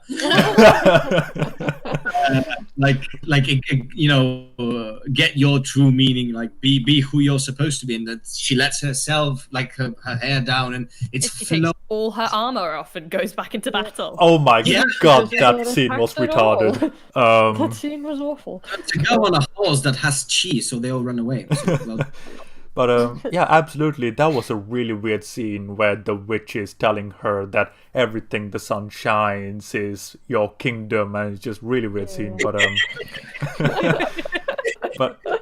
no, even beyond that, even in the context of this film, it's pretty retarded. No, it is. But yeah, it's weird how we have the conversation with the dad before she runs away, instead of right in between where we have some breathing room.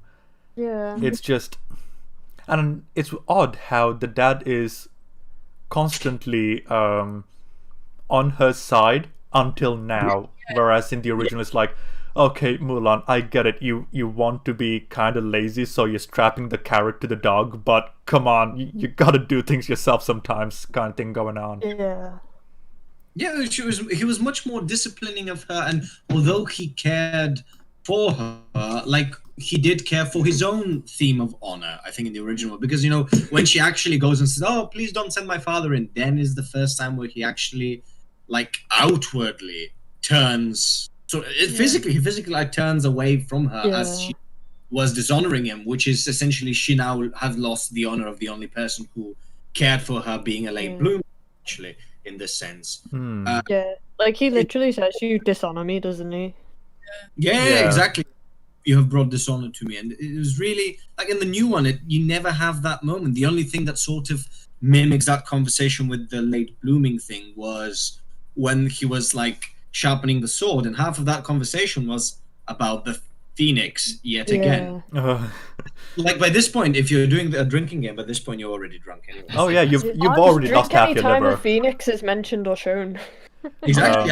The sword though, her sword with the double blade on the end, that's a Western sword. This is true. Yeah. Yep. It was an odd choice for a traditional Chinese. Actually, I'm not. In the remake, you mean?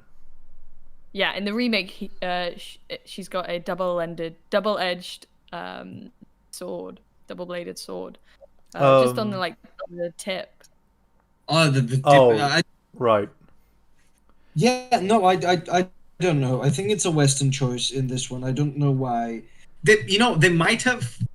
I don't know too much about Chinese history or how common it was for any other sword than the normal. Because were they all fighting with katanas? I can't remember. No, that's Japanese strictly. Katana is Japanese.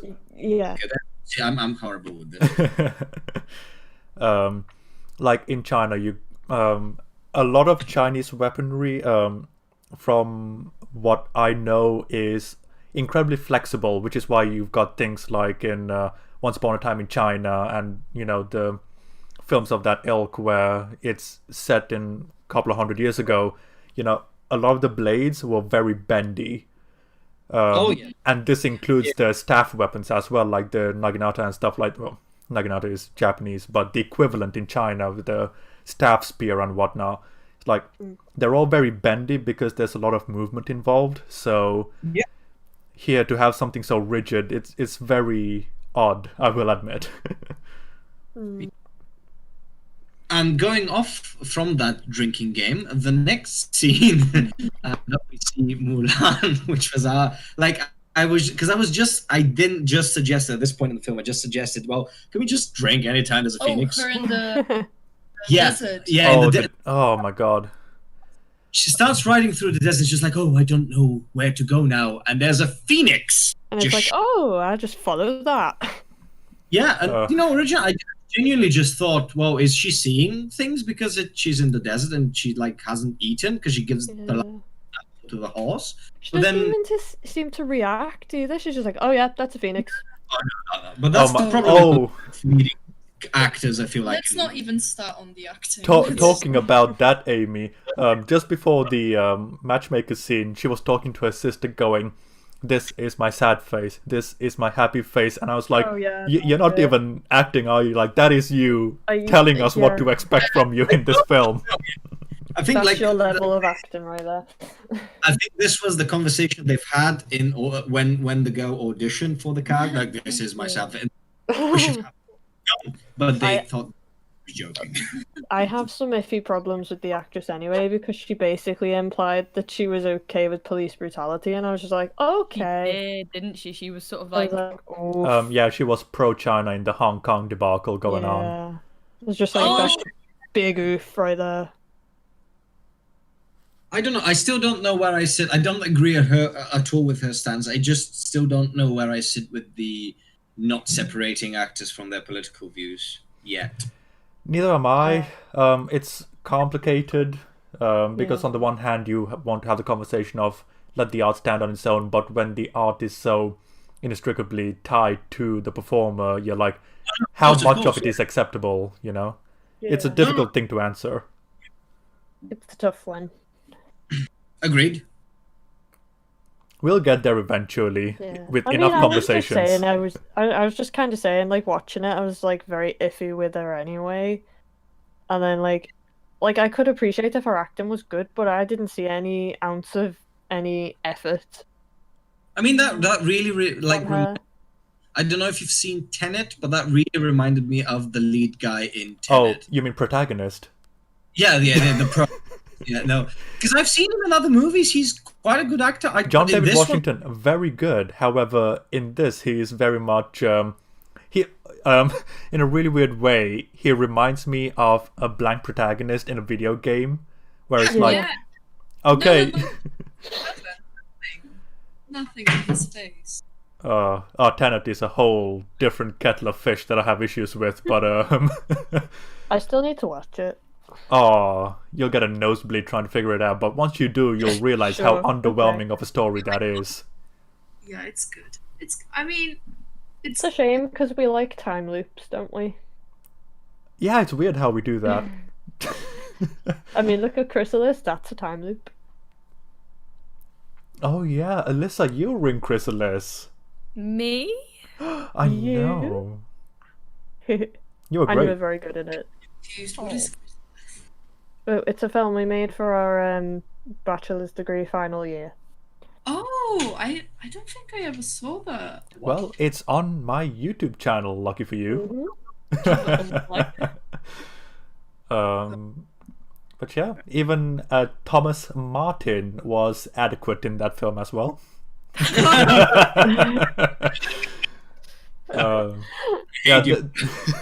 They're both decent.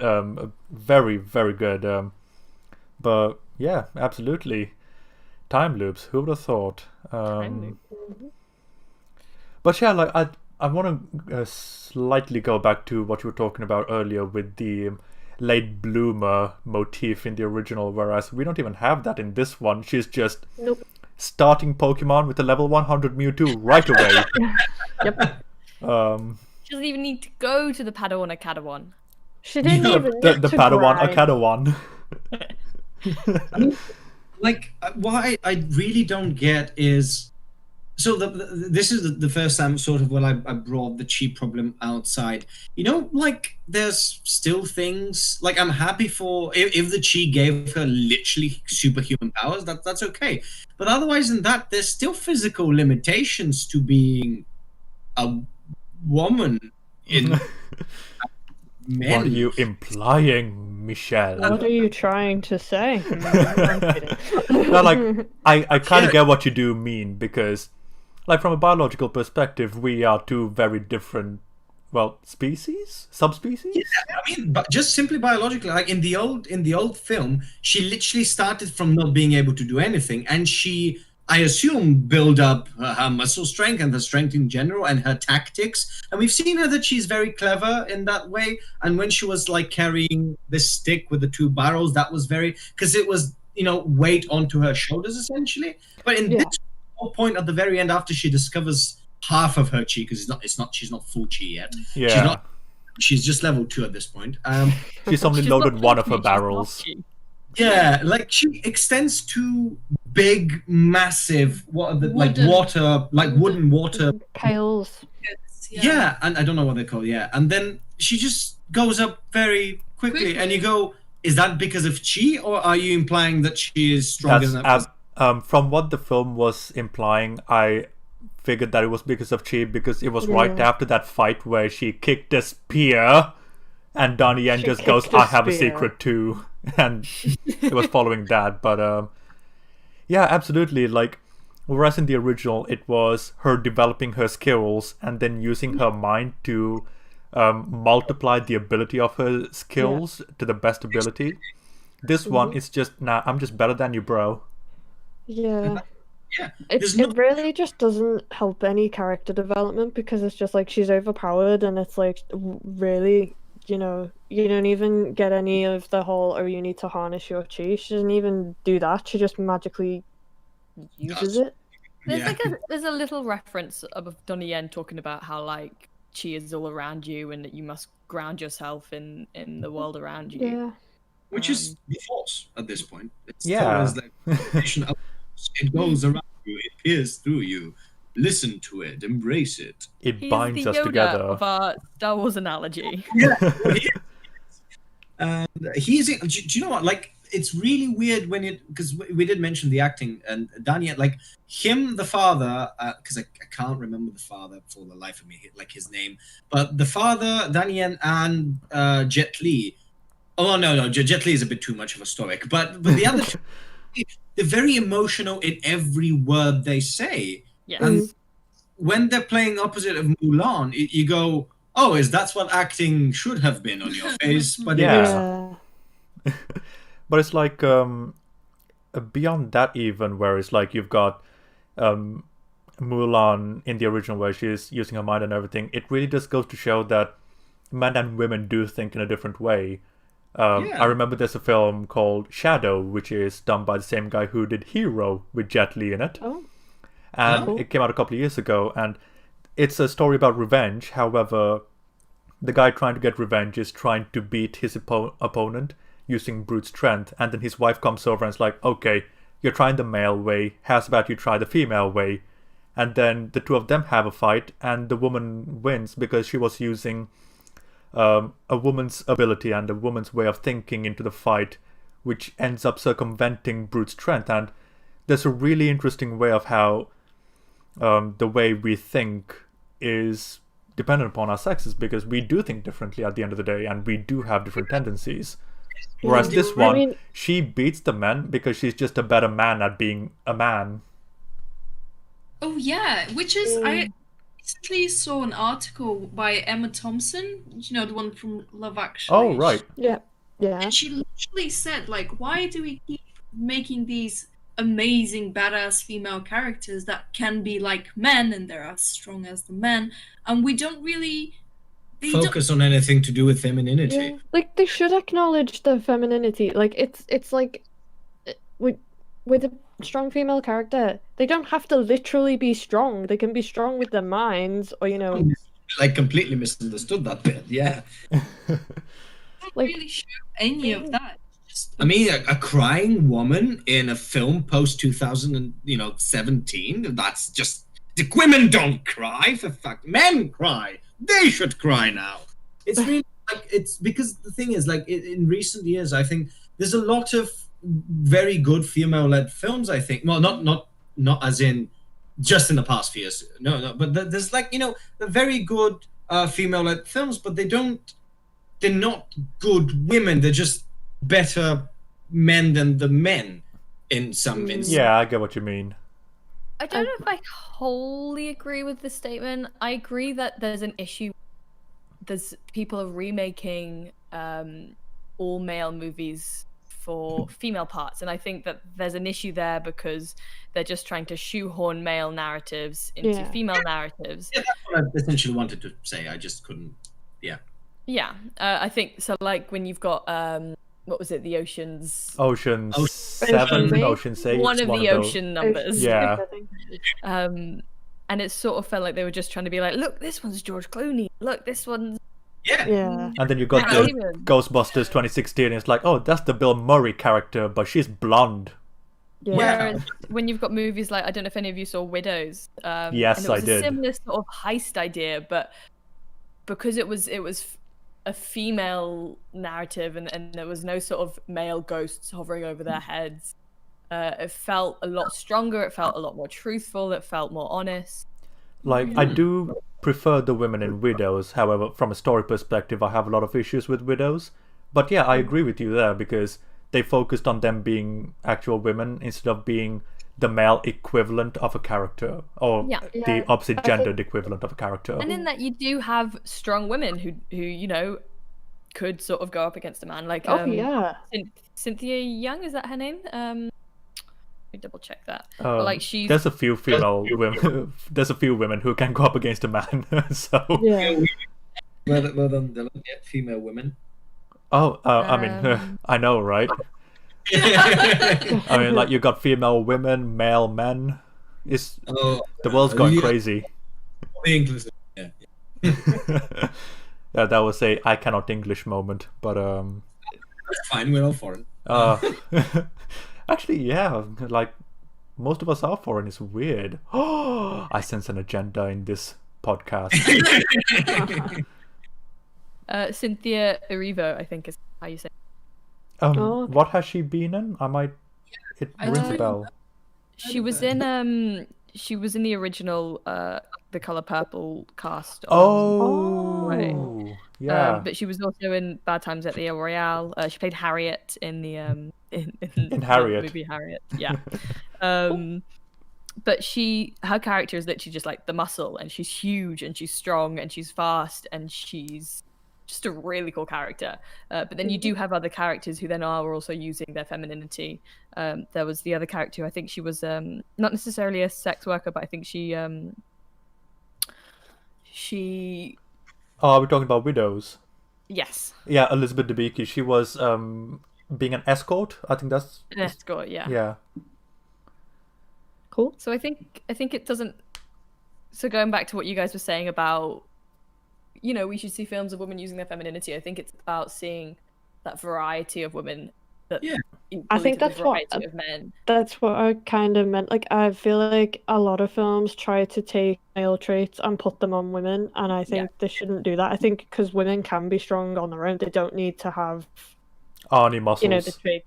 Yeah. They don't. Well, I mean, women can have muscles. Like, that's not what I mean. Like, what I mean is that, like, just basically the case with Mulan, she just has chi. Yeah. And that's like that just explains away everything. Yeah. Yeah. Also, So. like, Oh yes. yeah, go on. No. You go. What were you gonna say, Michael? No, only about the fact that, like, I just realized also when we were talking about biological and like limitations when it comes to it, in the old one, because everything is drawn, you know, like 2D animation with the big puffed armor, you know, you kind of go, oh, yeah, I can see why they could think that she's a a man. But in the new one, like, there's a point where her hands are close to, I can't remember which one of the male cast, like their hands were very close together in one shot, and you go, they're quite obviously like completely different sizes. Like, you know, when you see like different proportions. Yeah, Just proportions. Yeah. I mean, men can have small hands too, though. So, you know. And I think young boys were being like conscripted. Yeah. I can accept that. Actually, Michael, you're wrong. I can accept the proportions. I would say after a while, like there were certain instances, especially when it was them signing up, where just the way she was, her demeanor, and even the way she looked is like, you're very quite clearly either a very feminine boy or a woman. Exactly. She didn't even try to walk. Like in the original, there's a big point about her trying to be a manly walk, obviously failing to change that. her voice and everything. She sounded like a girl. How much of a thing was it in the old film for her to try to sound like a man and everything? But like, oh yeah, I've got a name. It's a very manly name. And the new one's like, yes, Fajo. And you go with this. Sorry, Fajo. And it's very. Not only are you a very feminine-looking boy, your voice is kind of high-pitched for who you are, and your proportions are different. My point is, like, it's... Also, there was a massive thing about the bathing thing in the old one. Like, she actually had to overcome them seeing her being a lady. In the new one, is just, okay, I'm gonna guard every time people shower. and I'm gonna shower this one time, and my way of overcoming this is go away, and they do. So and then that's fine, and they're still friends, although they never actually resolve that issue. Yeah. Because she already said that she's not his friend, but I'm jumping the shark a little bit. Oh, we love jumping the shark, just like Sharknado. Oh, what a film. Better than Mulan, I'll tell you that much.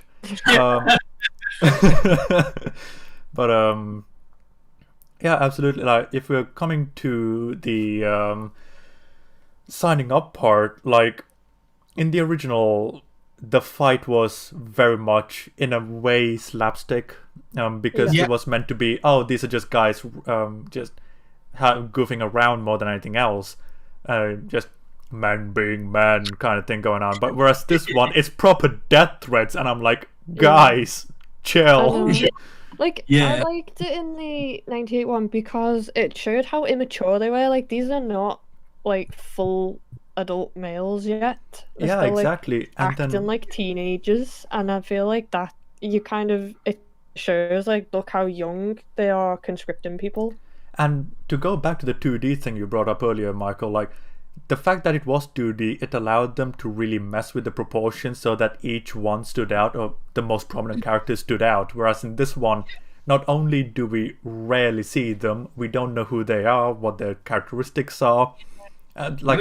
Before the final battle, one of them was like, "Oh, I'm the funny one," and I'm like, "Are you? I'll take your word for it." It felt like they randomly shared out the characters' lines to just, like, they didn't sort of give the same characters' lines from the animated to these new live-action actors. It felt like they just randomly spat them out at them. Yeah, exactly. There was little thought given to the side characters that were a part of the army with Mulan. Which... I mean, the three, like, one from the animated one, like the Yao, I think, was the short one, and Ling was the thin one. I can't... Yes, Chimpo was the big Buddha baby. Obviously, obviously, like, having the 2D, as you said, like, gives that big possibility of having them, be massively different size, but they flush their characters out, so we know exactly. In one song, we learned, like, what they're afraid of and what they love, and exactly their sort of own aspirations, and even their mannerisms, what kind of personalities that they have. A lot was done very efficiently, whereas here we actually get less with more time, which is impressive. More lines with more speed. We learn what kind of woman they want. That's about it. I honestly, I can't even remember who was who and who wanted what woman. Exactly. Yeah. Oh, I remember that scene. It tried to be the song, but it wasn't. Because Yao just yes, I care for one who's like, yeah. And then you go, well, is this locker room? What is this supposed to be? And I'm like, okay. Like, what have you done to this song? Leave it alone. And I'm like, because it was written by women, I'm like, is this what women think men talk about? I mean, yeah, we talk about girls, obviously, but most of the time we're just thinking, I'm gonna beat you in FIFA, bro. It's like, not gonna lie, women... Or Mario Kart. Or Mario Kart, it depends on what console you have, absolutely, but it's like, oh yeah, we overly sexualize women. It's like, I mean, if you think that's what we do, you're really missing out. It feels like pre-2000s when it's like, oh, women only ever talk about men in films. I feel like it's come the other side of the pendulum now, where men only ever talk about women, and it's like, only in a derogatory manner, Baron.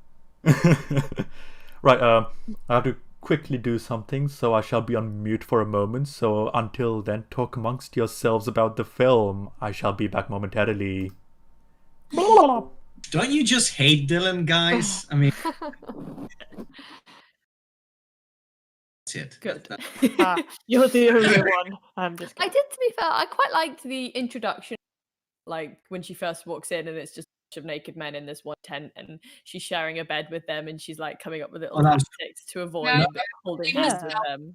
They missed out on it. It had potential to be a really good and funny scene, and then it ended quite abruptly. Yeah. Like, it showed it like, oh, look at all of this. Because bear in mind, like, I actually quite, you're right here, Liz. Like, I really, when she walked in, like in the barracks, essentially, like there were like one guy's towel fell, and then they're like fighting and giggling. It felt like the first time where she actually thought about these things. Like she go, oh yeah, I want to be a soldier. I'm going to help my dad. And then she walks, oh shit, I don't know how to pull this off. But that's my point. Like Nadia, that's what Nadia said. It ended up too quickly. Like she only like took everything in, and then the general came and was like, I need a volunteer to stand guard. And that's me. And that's the end of the scene. That was the end of that. I would have loved to have seen an awkward scene of her in the shower trying to, even if she like tried to go in and was like, can I approach this in any way? Maybe not, maybe I'll. Exactly, like trying, in different ways, and then because just waiting for like everyone to leave so she yeah, can hide. Exactly, just the last one. And that could have been a very funny scene. At the very end, she just went, "Oh, sod it, I'm just gonna go and bathe in the lake." Which would have, if there was like one of the friends pulls her over and is like tugging on her towel, being like, "What you make?" Yeah, that would have been funny. Yeah, exactly. But we have that. And then she goes. Also, it never made sense for another guy, unless we saw him potentially looking at her before or following her in any way. Like she was in the lake bathing, and then he just appeared. And you go, but she's only in the lake this time because that's the only place she bathed. In the original one, that's where everyone went to bathe. But in this, you know that they have showers. So yeah, it didn't make sense to just go there. Did he like follow her? Manufacturing conflict. That's I think the only reason for all of this. Mm-hmm. There's a lot of manufactured conflict and progress and explanations. Yeah, I mean, I feel like they've just misread like the show don't tell. We'll never fall for that one. Let's just explain every single thing. And every time, even when the Phoenix like appears, and she would literally physically say it. She's like, "Oh, the Phoenix." I was like, "Yeah, the Phoenix." I'm like, do you remember, guys? Like, because it feels like it's trying to beat you over the head with it. Like, guys, remember, there's a Phoenix in this movie. It also felt a little bit like they're not trusting us to remember that there's a Phoenix in this. Yeah. Well, we do have a very short memory. There are elements like I like the idea of her seeing the Phoenix in the sky and knowing where to go, and that sort of comes from the original, how they talk about how these guardians are supposed to help these family members and lead them on their way, on their right path, but that's just not referenced in this, so it doesn't. Yeah. Like, no, it's not hinted at, so it just kind of makes no I think sense. the best you get is the dad saying, "Oh, ancestors, look after Mulan," or something like that. But yeah, he does a brief little prayer. Whereas, like in the cartoon, like they have a lot of there's like a lot of heartfelt thrown into the prayer, but like in this one, it's just like, oh yeah, please protect her. Like if you could have seen like eyes of the statue light up a little bit, like any sort of mystical element that would suggest, yes, there's a mythical bird about to fly. You know, it's coming from that prayer, from that ancestry, but it just comes out of nowhere. It didn't even look really good. I think it just looked like a weird kite in the sky. It wasn't even like you could see. Yes, but it was very colorful, which was pretty. Colorful. I think maybe it's supposed to be like, ooh, shiny thing, to distract us. So yes, we got Donnie Yen come in during the fight scene, and then as opposed to the calm, right lads, get in line, it's the let me show you how awesome I am because I'm Donnie Yen, which I'm all for, by the way. My favorite thing about Western movies bringing Donnie Yen into them is that they literally just have him come in with his staff and just make people fall over and walk away. Like that's the only thing. Pretty much, yeah. We watched Solo the other night, and again, he came over. Oh, you mean Rogue One? Rogue One, that was it. He comes over, he knocks everyone over, and then he's like, I'm done. out. Character development, Jedi. It was really the only time they committed to like wire work and full sort of fight choreography. Yeah. Yeah. At the end of Mulan, like he goes into an accident and he becomes blind, so he travels to a new galaxy to be the other guy. There's surely Absolutely. I am one with the chi is with me. Yes. Oh God, yes. I want to see that crossover now. Like, I want the sequel to Mulan to be Donnie Yen just going to a galaxy far, far away, and then just like meeting his friend with a blaster, and then just taking on the Empire blind. Oh yes, and that friend from the blaster, that could be a very old Jet Li, I feel like, as well. Oh Like, 'cause yeah. he's unimpressed in Rogue One. It's like in that film Forbidden Kingdom with Jackie Chan and Jet Li. This could be just Jet Li and Oh. Donnie Yen. I was gonna show that to Nadia like in a few days. I really like that film. Do you know what? So did I. I haven't seen it in like 10 years, but I remember really loving it. Same. I might actually see it now and just go, "That's a shit film." You never know. Yeah. Or you might end up loving it even more. Yeah, that is a possibility. Oh God, yeah. And then I think we have. Let me scoot along forward to see what comes up. Ah, yes, she goes to night duty. I'd be interested to see, so because a lot of this discussion is obviously we're going to be comparing it to the much loved, much preferred 1998 version, but I'd be interested to see what it's like coming into the story for the first time, because the often not spoken about Last Airbender M. Night Shyamalan Okay. So movie. about I know a lot of people. I say a lot of people. I know a few people never watched the series, but really liked the film because they liked the story, they liked the idea of it, they liked the themes. But then obviously when they go back and watch the series, they're suddenly like, "Oh my God, this is 100 times better. Now I see where you're coming from." Interestingly enough, my dad never watched the cartoon, but he did appreciate the film for what it tried to do. And you know what? I would make the argument that The Last Airbender is a perfect adaptation. Let me explain. So, I think it is perfect because I do not think Shyamalan was adapting the first season. I think he was adapting the play we see them watch in season 3. So it makes a lot more sense. Just letting you know, guys. Sorry, we might need to go in about 15 minutes. Okay. And Elissa, how are you for time? I might need to head off similar. I need to make dinner soon. How could you? Okay. Okay. So in that case, we're literally 30 minutes in, and we've got an hour and a half left.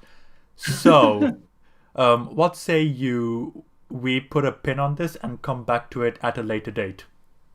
Yeah. Okay. I mean, you obviously it would depend. If you're only doing this on a Sunday, it would have to be a Sunday that we're not working 8 to 10 hours.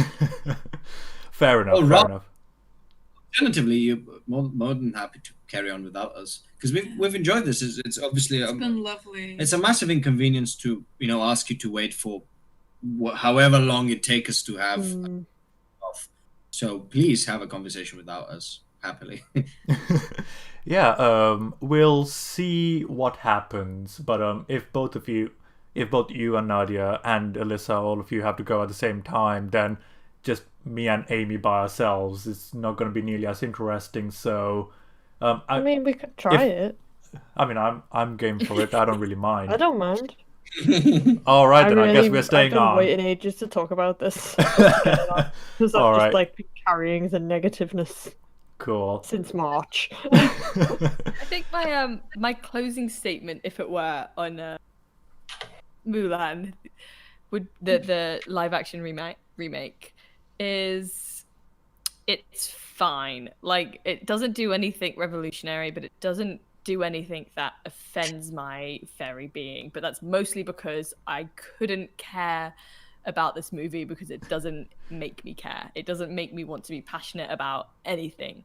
What I will be passionate about is the fact that Disney, who talk about being pro Black Lives Matter movement and the pro Me Too movement, but and sort of from a quote, are careful on the topic of human rights in China because they are so concerned about appeasing their Chinese their Chinese audience, and it's frustrating because it feels like they don't care about that audience anymore. They don't care about whether we connect to the story. It feels like they just care about, are we selling to enough people? Are we making enough money? We don't care if they enjoy it as long as they go to the...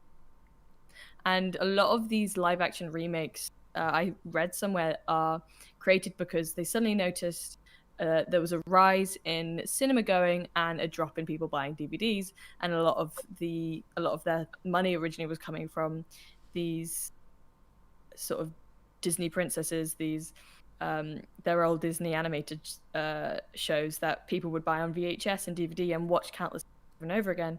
But you can't make money on somebody watching your movie if they've bought the DVD or even streaming it. Or so they've created a scenario in which people start to pay money again for the Disney experience.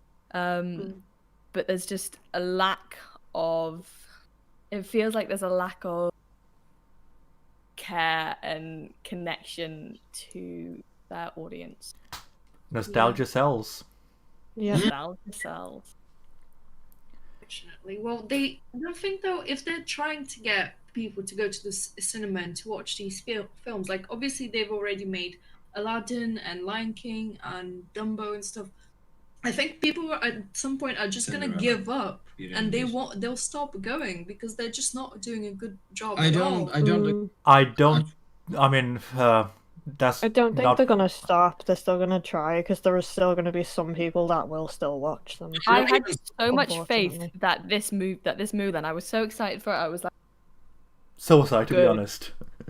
I was excited because they were like, "Yeah, we're gonna ground it," and I was like, maybe they'll make it gritty. Yeah, because they really did sell it as something that was going to be different from the original, and yeah, I was like, okay, at least it's not going to be like Beauty and the Beast, where it feels like a live-action director's cut of the original. Yeah. But yeah,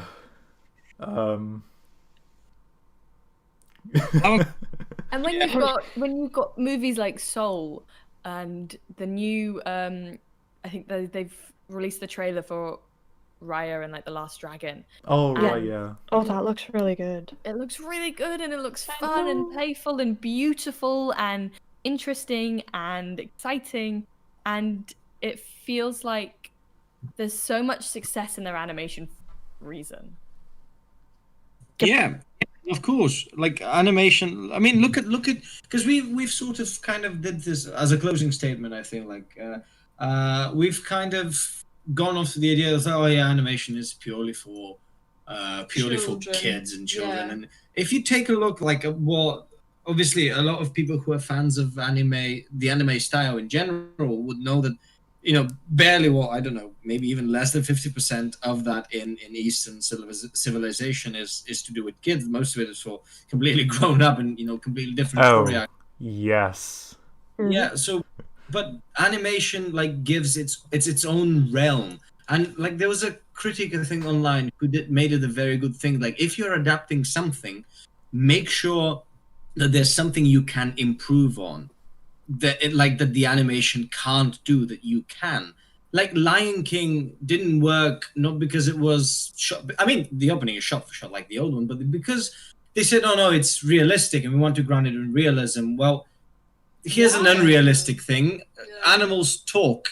Like you started with this premise, and it would have been completely beautiful. There was an artist who made this incredible fan art of how the characters from the live action Lion King could have been giving some additional features to express emotions on their faces, and they looked amazing. So imagine something that not only is realistic, so you can you can connect to it a bit more, but also made that original connection with the original style of animation. That would have been amazing. And a similar thing happens here. If you want to do a gritty non-song one, then Dylan, you were completely right when you said this. Do a remake of the Chinese one, not the Disney one, because the Disney is adorable because of Mushu, because of the songs, because of the honor thread, because of the funny character, because the Mulan is struggling, because she's clever, and all of this. And you go, we're going to improve on that being gritty, and you never actually be. You never are gritty, and you've removed all the good bits from the original one. So that's not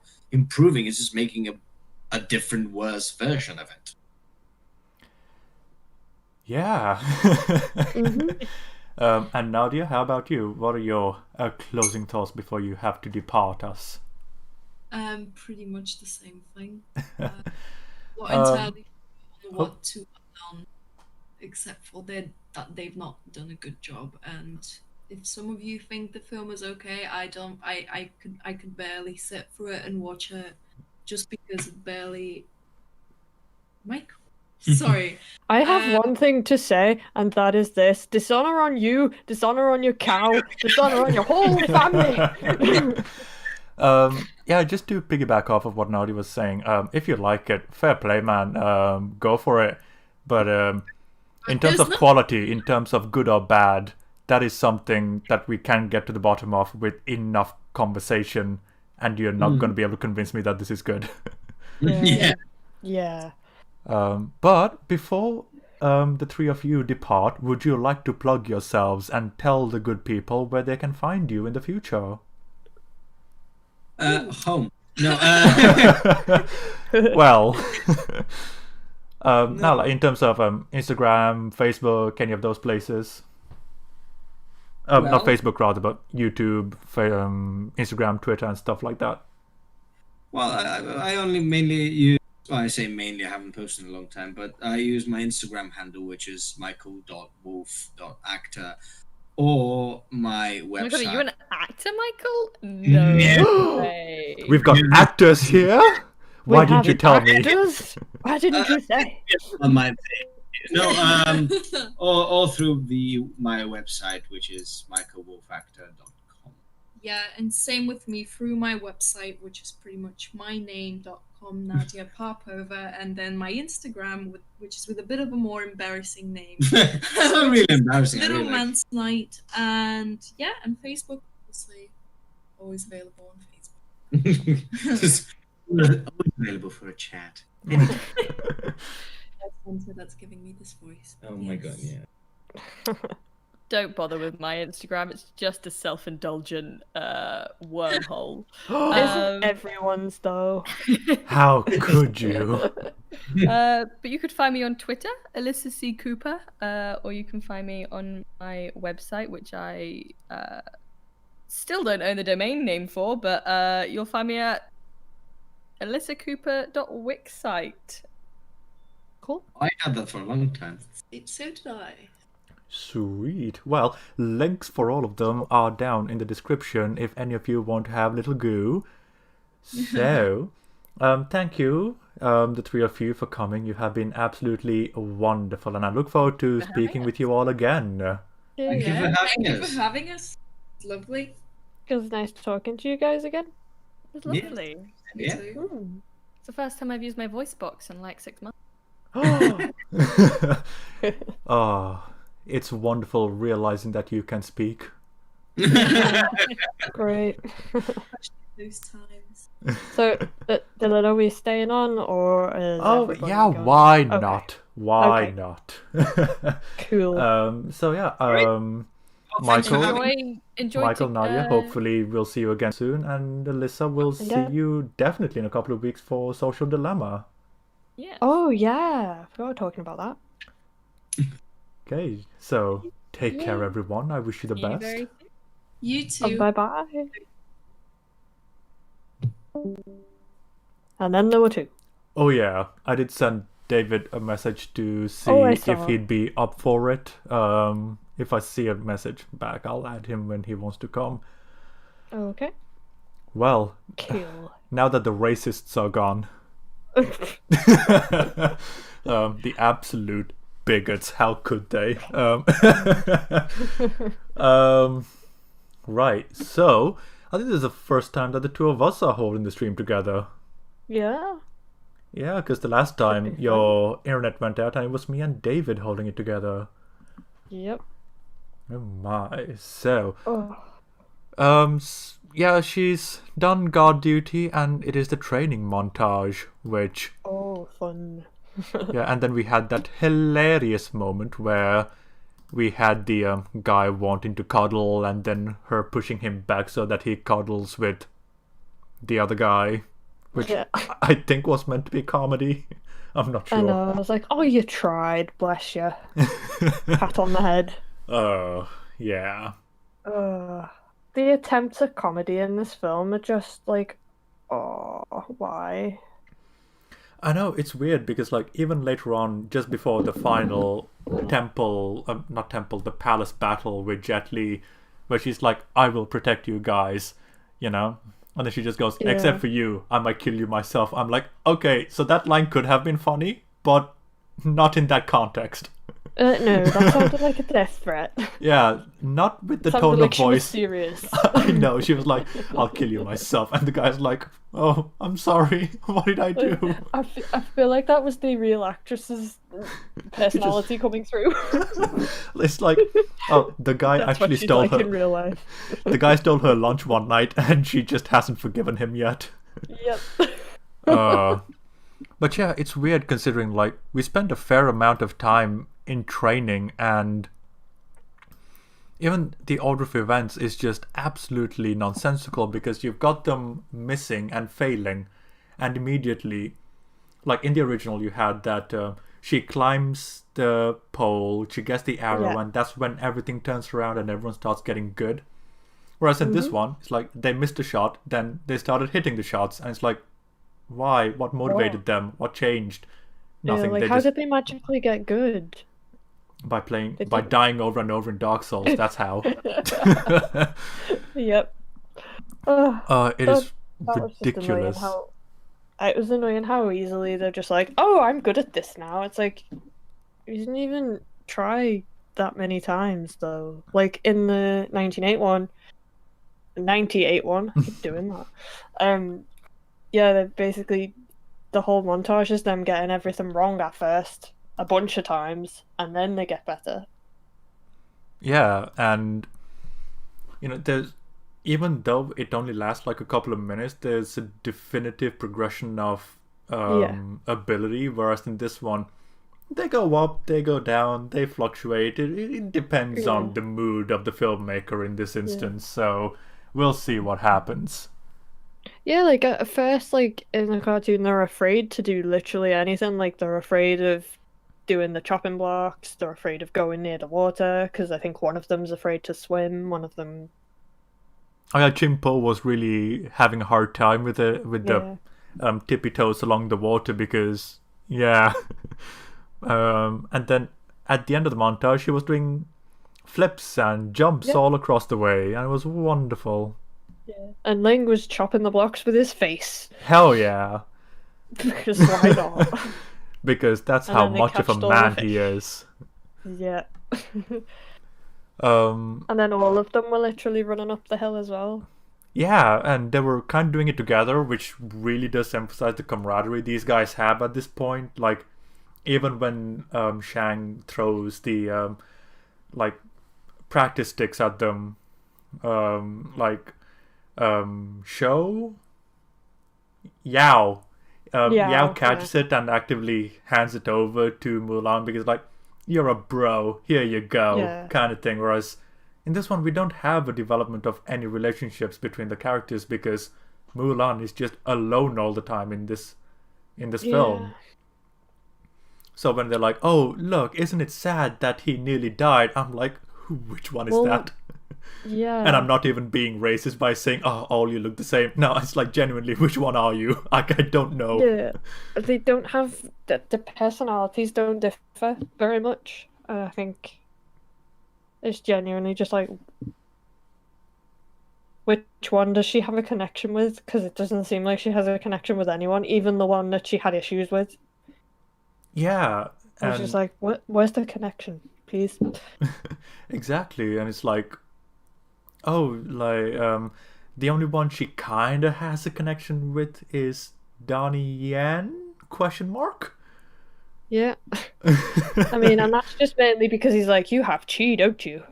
Yes. Kind of both having chi. Yes, we can both use the Force, and therefore it's it's like when you go to a university for the first time, and like if you spoke outside the lecture room, you hang out with them during the first lecture because you don't know anyone else.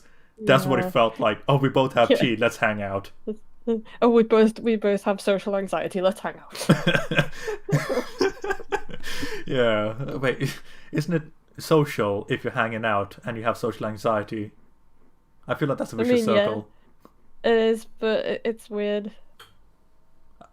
Fair enough. It's very weird. You have like I feel like for me, with my social anxiety, I have like a case of if I'm comfortable with the person, that my social anxiety goes away.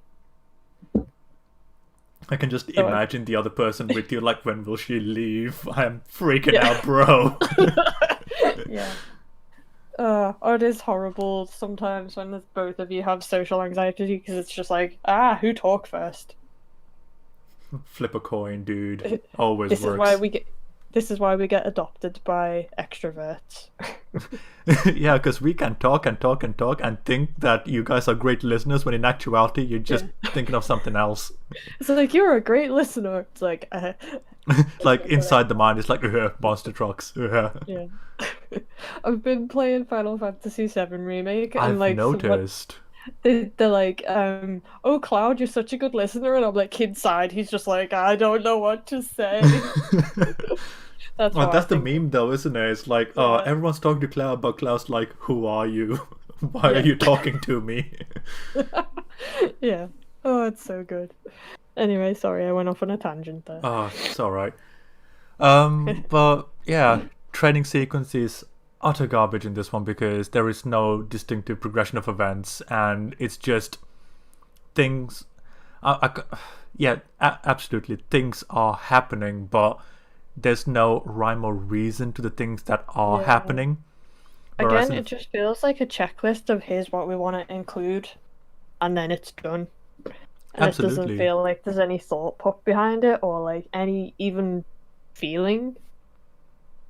Yeah, and like it even comes to the point where in this one, once the training is done, well, I say done, like they get this nebulous message from the front line saying, oh, we need your help. And unlike in the first one where it's, nah, these bros, they're ready to fight, and it's the Chancellor saying, nah, they're not. And then Mushu has to do the fake orders thing to get them out in the front lines. In here, they're not ready. Dan Yen admits that, but they're still going. Yeah. I mean, granted, like, the morons are taking over everything, but still, you know, like, there was such a more complicated situation in the first one that they had to get around, whereas in this one, it's circumstances happened, we have to go now. Yeah. And then they don't even have, like, a bonding scene where, like, you know, because obviously that's the scene in the cartoon where they were like, they'd start singing about, you know, oh, the kind of girl they we're want. fighting for. Yeah, girl we're fighting for, I think. And we don't get that obviously because, you know, song, which is fine. Like it didn't need to have the songs. I do think conversation. It's just that they're talking about it, and because we don't know any of the characters, we're like, why? Okay, sure, fine. You know, and then Mulan, just like in the cartoon, is like, oh, but what about a girl who has a brain and thinks about what's inside and stuff like that? It's like, it's a lot more effective in the original because we have a connection to the other characters that she's interacting with, whereas in this one, because we've spent so little time developing them, never mind who they want to have sex with, it's like, I don't even know your name. Yeah, it's like, we don't know who you are. Why are you... It's like in Guardians of the Galaxy 2 when Star-Lord is talking about Cheers and Gamora just goes, I don't know what Cheers is. Yeah. Oh dear. But yeah, it's just like, if you're not gonna have the song and you could still have the bonding moment, you know, like obviously there's no snow around or anything, but or actually is there? I can't remember if there's snow in the live action one. There is a little bit when they're in the mountains, but not to the extent of the cartoon. Yeah, I mean, they could have had a bonding session over I don't know, they could have just had a conversation or Or hell, maybe something. during their training, because you Yeah. can still talk when you're training. Yeah. Like, they could have done something, because the whole juxtaposition of 1 minute they're having fun and they're throwing snowballs at each other, and the next minute, boom, desolated village. Yeah. Like, it has a massive impact, because it's like, well, 1 second ago they were having so much fun and getting along, and the next thing they know, like, the horrors of war are just like there, scattered all Exactly. over the place, and Like- it's like, am I still watching a kids movie? Yeah, and like even the tone of it, until from that point until they get to the Emperor's Palace, no more songs. Yep. Like, the tone of the film changes so significantly, and in a really weird way, like, that is just the film just slapping the naivety out of all of the characters by saying, nah, this is the world you're in, bro. Get ready. Yeah, definitely. But we didn't have that. We just have, oh, they're all dead. Yeah, and even the build up to this, you don't really have that big of an impact in terms of the cutaway to the desolated village, because the entire time the build up was always portrayed as something intense. So by the time you get to it, you're already like, okay, cool, we saw it, let's move on. Yeah. It doesn't even linger on it very much, is the thing. Like, I watched it with Mikey, and like as I was watching, I was like, oh, he might be a bit upset. And he just literally didn't even register to him that there were like dead people. Yeah. I don't think it was shown like long enough at Yeah. all. And then just the way it lingered on the corpses in the first film is like, Jesus. And I was like, whoa, this got dark. Conversely, I'm going to talk about 300 for a second there, but you've seen 300, right? I have, yeah. It's been a while. You remember when Leonidas and his 300 were marching with the Athenians to Thermopylae? They come to a desolated village. Yeah, vaguely. You know how up until that point it's like, we're the 300, we are the Spartans, who are kind of thing, you know, being manly Yeah. men. And then they come to that tree that is made up of corpses, arrows, and dismembered limbs. And it's like, holy shit, this is what they have to go up against. Yeah, it's like, they're gonna die. Yeah, it's like, even though, like, we knew these guys are gonna give a good fight out of it, it's like, when you see something so horrific in that, like, 300 was pretty straight all the way through, despite how cheesy it is. But when you see that tree of corpses, you're like, okay, this is what they're up against. And that's the same thing that's there in the original Mulan, where it's like, we have a consistent tone, and then this is what they're really up against. And this film just didn't have that moment. It just kind of came and went with a bit of a whimper. Yeah, it's just like, oh, look, dead people. Okay, moving on. Yeah, absolutely. Which is a real shame, because, like, imagine if the first half, well, I say first half, but I'm just scrolling to it now, but yeah, the first half, all the way up until the training is done, like, if all of that was like a lot more positive because of the night, much like the first one, and then that moment happens where all sense of safety is just knocked right out of you, that would have made for like a copy of the first one, but at least it's a copy that would have a chance of working because it worked in the Yeah. original. Like, I feel like it didn't need to change everything. Like, having the same... Like I say, it wouldn't have been exactly the same, because it could have been a totally different situation where they were bonding. Because they could have had them bond earlier on. I mean, and they then spent have them 30 minutes in off or camp. something. Yeah. They had plenty of time for them to all, like, have relationships with each other and get along and form a, group.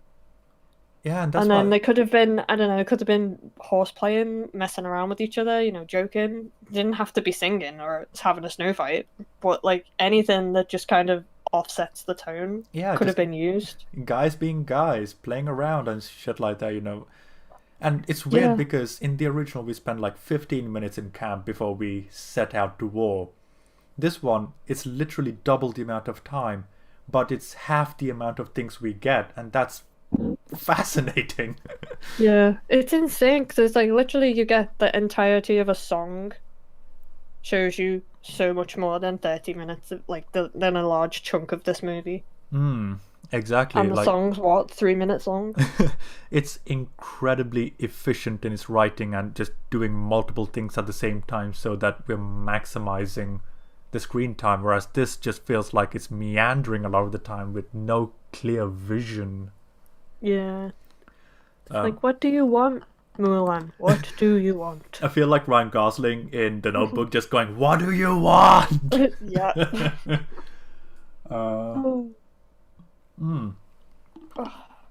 Also, the training sequence where she kicks the spear at him. Yeah. I was like, I'm sorry, what just happened? Like, I'm not sure if you've kicked a long stick with your foot before, but kick it as hard as she did, and you are gonna break bones. Because Yeah, just a little bit. Because when I was younger, I used to play around like that, and I was like, "Ooh, wouldn't it be cool if I did it?" And then I did it at like half that, and I was like, "Oh, my bone's bruised. I'm pretty sure about that." And I couldn't, yeah. and I was limping for a bit. And I was like, when I see her doing it so effortlessly, I'm like, "Oh, movie magic." Just no. Yeah. It's like the chasing chickens thing. It's like, oh, Yeah. I mean, I didn't kick sticks, but I think I kicked a tree once, and that flipping hurt. So, I mean- again, I imagine that's similar to kicking a wooden stick. I mean, yeah, obviously. But even then, it's like a stick's gonna be slightly worse because of the fact that it's so concentrated on a single point on your Yeah. foot. It's like a baseball bat, you know. Surface yeah. area is just gonna be nuts. Oh, just It's like the more I'm thinking about it, it's like I've done some of the things that Mulan is doing, and she should not. Either she's making too much of a mess of things, or she's not making too much of a mess of things. It's weird. yeah. But oh Jesus, yeah. And then okay, so this is something I noticed. Did you find it odd how they used the blur effect in this film? Oh, yeah, it was very weird. Because like they strengthen the blur when they get close to the character. There's a point where it was really off towards the end, particularly when she was talking to the Emperor. Yeah, I think I remember that. It's been a while since yeah. because I watched it in March. I've just put it up on the stream now, but Let's have a look. It should be coming any second now. Is it the one where there's? Oh yeah, It's moving. it's moving. And yeah, there we but go. yeah, I can see what you mean by the oh, it's weird. Yeah, I know, it's like the closer it gets to Mulan, the stronger the blur becomes, and that she makes everything blurry. and that makes it feel like it's green screen, even though it's not, and that's weird. Like, it's really off-putting, you know. It's a very weird choice to do that. Like, I get what you're going for. It's like Mulan is the focus in this scene, but that comes at the expense of the fucking temporal reality of the world. Yeah. Because it makes everything retroactively look fake. Yeah. It just looks really blurry, and just like, why is it blurry? Holy crap, like that's 1 hour and 36 minutes, and we don't get to the battle until like, yeah, just under an hour in. Wow! This film is so long for no reason. The pacing is weird. Yeah. Like, it's really hitting me just now, to be honest, but yeah. Oh Jesus, like, it's fascinating just how long. I mean, it's a good thing that I think we did get quite a majority of the talking points out of the way with Michael, Nadia, and Elissa, because like, the more I'm scrolling through the film, the more I'm like, oh, we've covered that point earlier on, so we're able to we've front loaded our talking points, so thankfully that's good.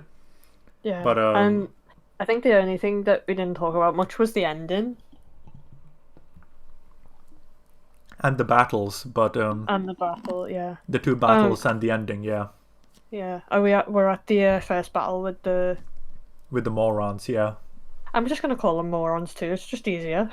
I mean, the Rurons were the original, like, Yeah. historically accurate villains, and they were the villains in the 2009 version as well. But it's just the way they say it, you know? It's like Rorons, and I'm like, morons? What?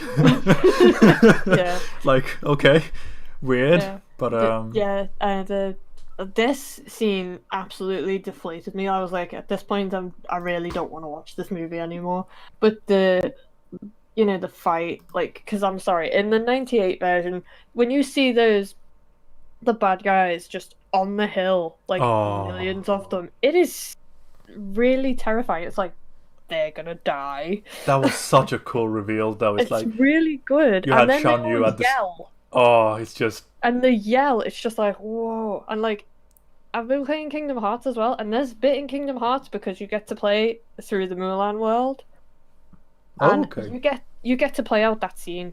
But instead of like the bad guys, there's a different like enemy. Oh, it's the darkness. Yeah, the heartless characters. Oh, the heartless, yeah. Yeah, so it's like millions of them, and you have to fight them all, and it's like, it's so cool.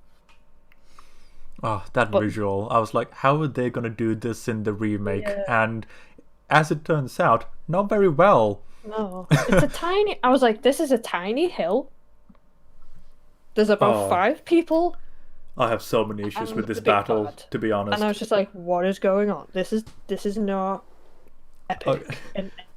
So, first off, Donnie Yen, tactical master that he is, with a much smaller force, decides to leave the castle. Yeah.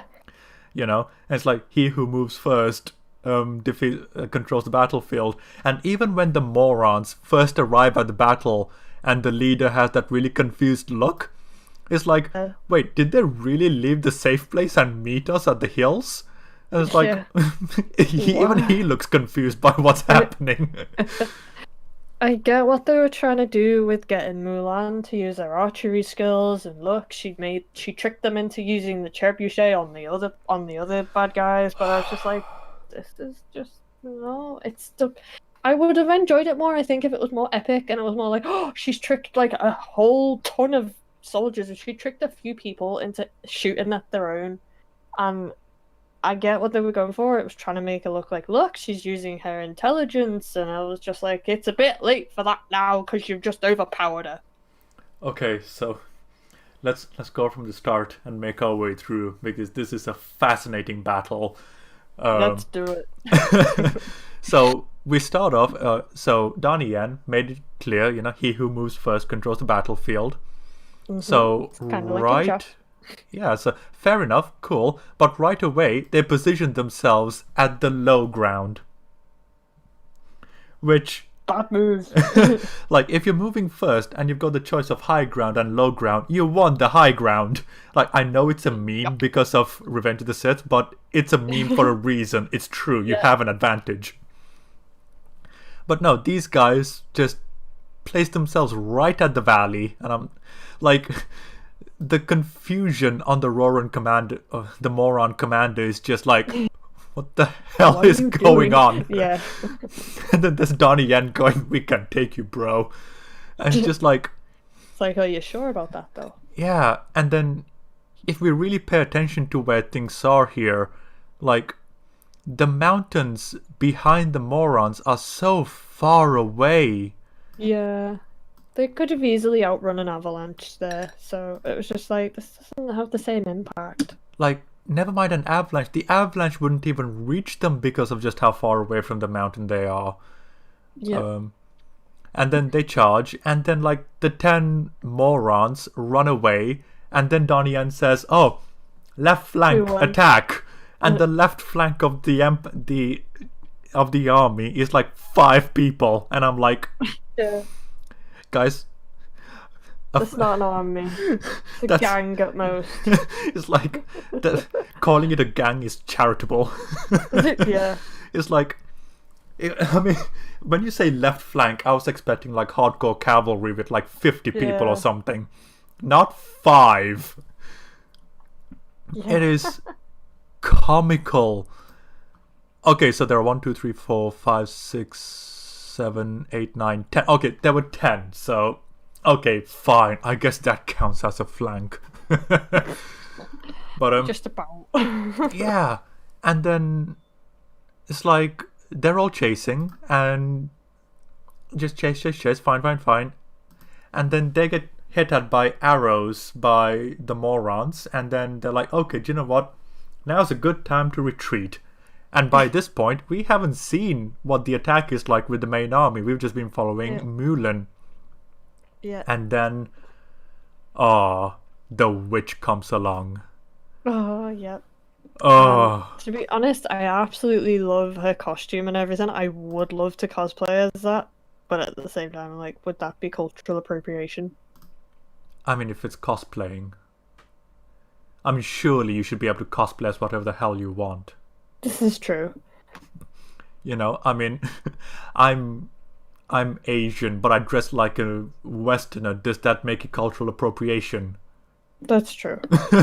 I don't know. I was just like, I'm really like, I don't want to upset anyone. Okay, so to me, cultural appropriation is when you adopt a part of another culture and say, oh, this is what I am, as opposed to, oh, like, this is just something I like to dress as. Like, if you adopt it and say, this is me, that's is more appropriation. Like, I mean, dress however the hell you want, you know? Just don't say, oh, I belong to this culture. That's more... No.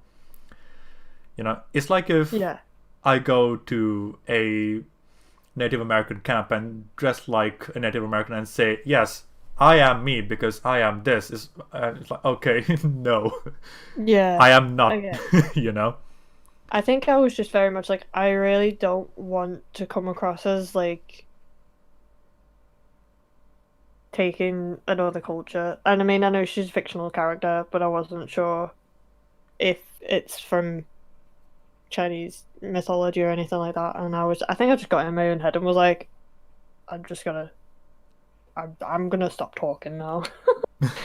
No, it's like... But yeah, she is so cool, and I was just like, I want to cosplay this character so much. I mean, yeah, I mean, fair enough.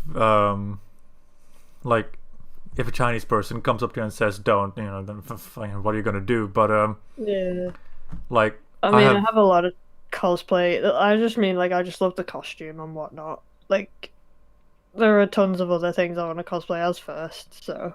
I mean, let's be honest, like, we're talking about a fictional character and you're worried about cultural appropriation. How many cons have you been to and they cosplay as Japanese characters? Yeah, this is a good point. I think I was just having a big dumb moment there.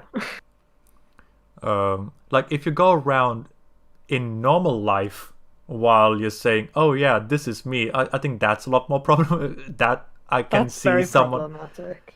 I can see why someone would have a problem with that, but like if it's a con in particular, it's like, who gives a crap? Everyone's dressed up as something else. Yeah, this is true. Like I said, I think I just got in my own head about it. That's fair. I mean, then again, I'm one of those people where it's like, dress whatever the fuck you want. I don't give a shit. You know, just make sure you're clothed. That's all I care about. I mean, yeah, I don't. Maybe don't go around streaking or anything like that. Yeah, or if you're gonna go streaking, do it when no one's looking. Yeah. But yeah, like cultural appropriation of clothing, I don't really care. It's clothing, everyone does it. But yeah, I mean, it's weird how you're like, oh, because she has a really cool costume, and I'm like, she's also the one who has the most writing done to her. Yeah, there is also that. I think that's probably why I was drawn to her. I was just like, yes, you're cool. Yeah, it's like she actually... Cool thing. Yeah, she has the semblance of an arc. Like, it's not a good arc, but it's an arc. And it's like, for a film that is so deprived of character development, I'm like, I'll latch on to you, bro. Yeah, I think that's what I've done, really. I've just been like, you're the only bit of good writing in this thing. Yeah, because after she gives her... oh, be who you are moment. It's like, okay, she gets thrown a ninja star at her, and Mulan just goes flying and is saved by her protective covering. No, her. It's because she's bound her chest. Yeah, so that thing. Yeah. So it's because it's made out of leather, it stops it from going through her chest. But I'm just like... But armor counts for shit. Yeah. Everyone should just have bindings, apparently. Yeah, it's like... That's something I really hate with shows and films today, where it's like, armor means nothing.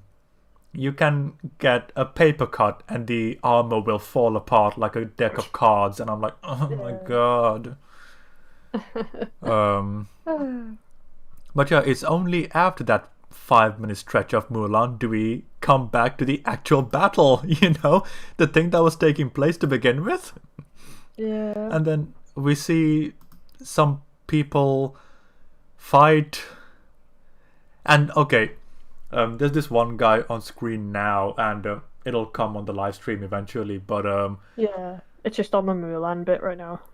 Yeah, like, it'll come to the guy at the moment, but when it comes to it, you'll know what I'm talking about, because like the guy is holding the sword with the reverse grip, which is like... Yeah, I just saw it.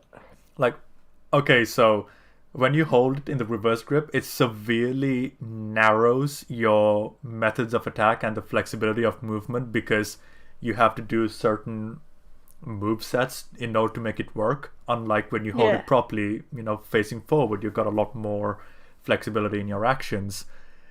So I always hate when characters hold the long weapons with the reverse grip, which is why I hate it when Ahsoka in Mandalorian holds one lightsaber with the reverse grip, because I'm like, you're limiting your movement, woman.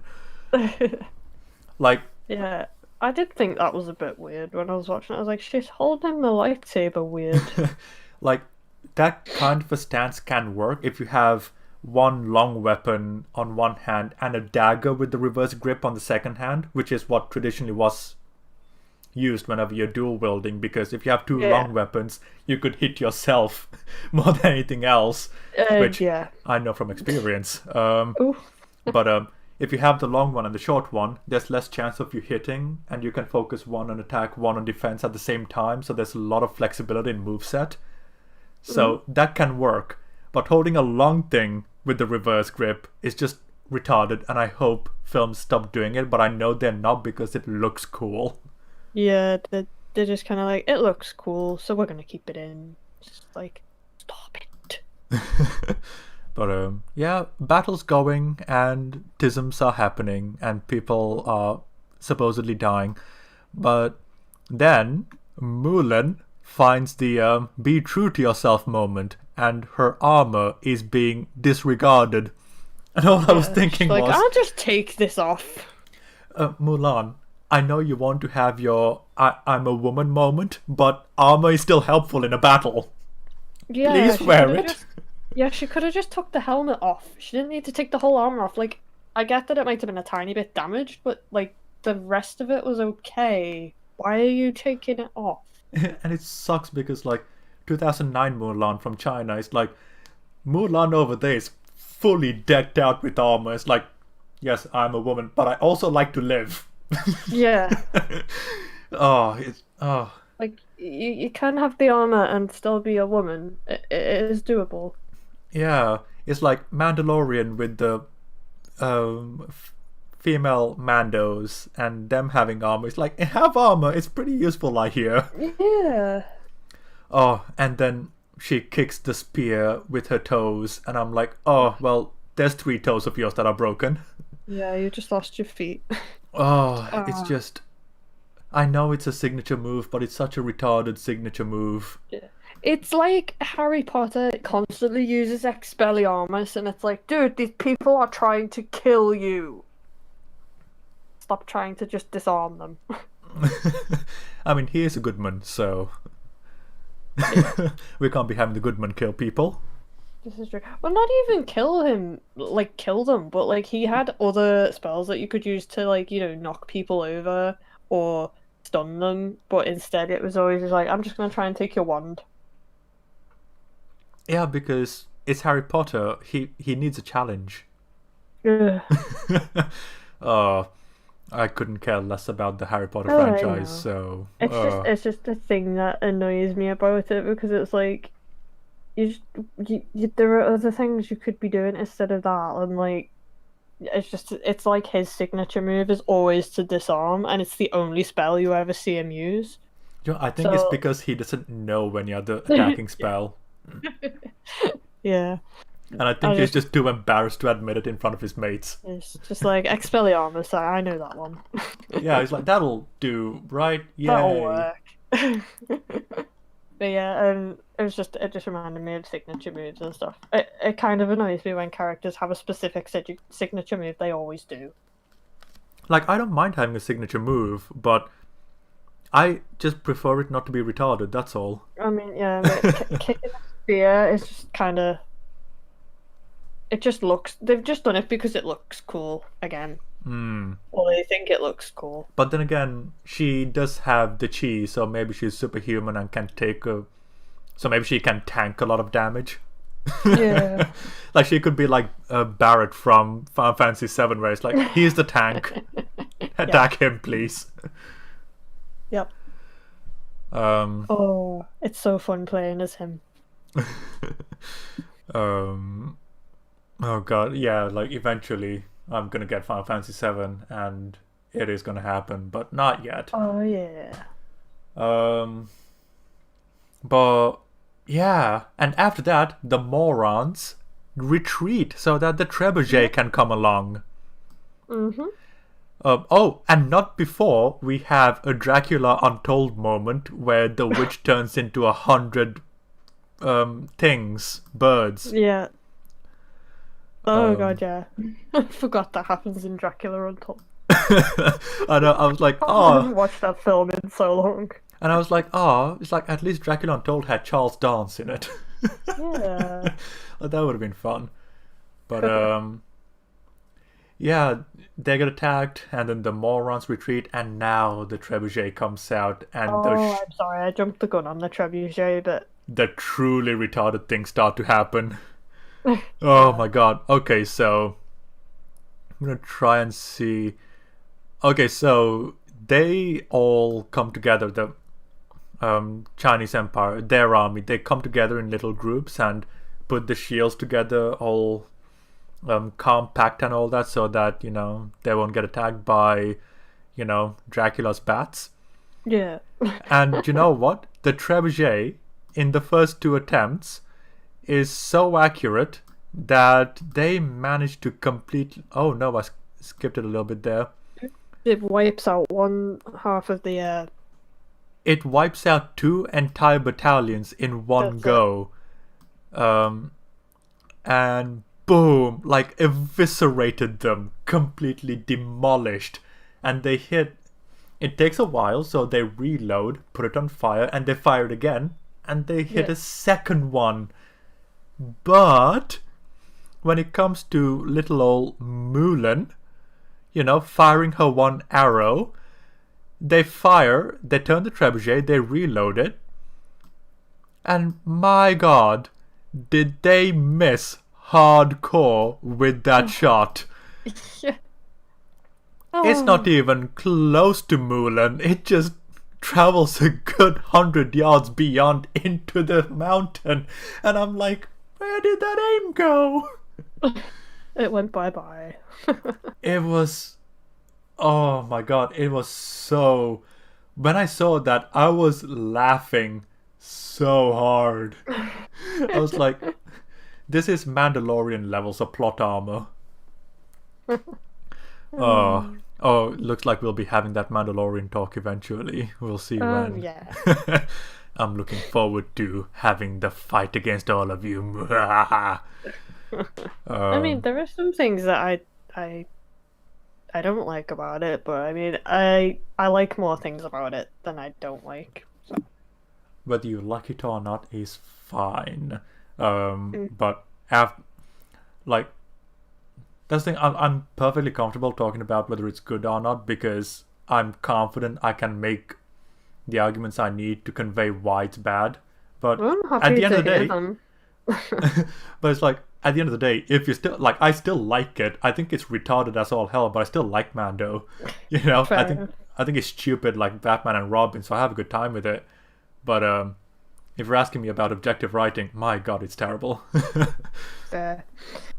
But yeah, and then we have the avalanche scene, which Yay. which it exists. It exists. Yeah, it Literally. happened.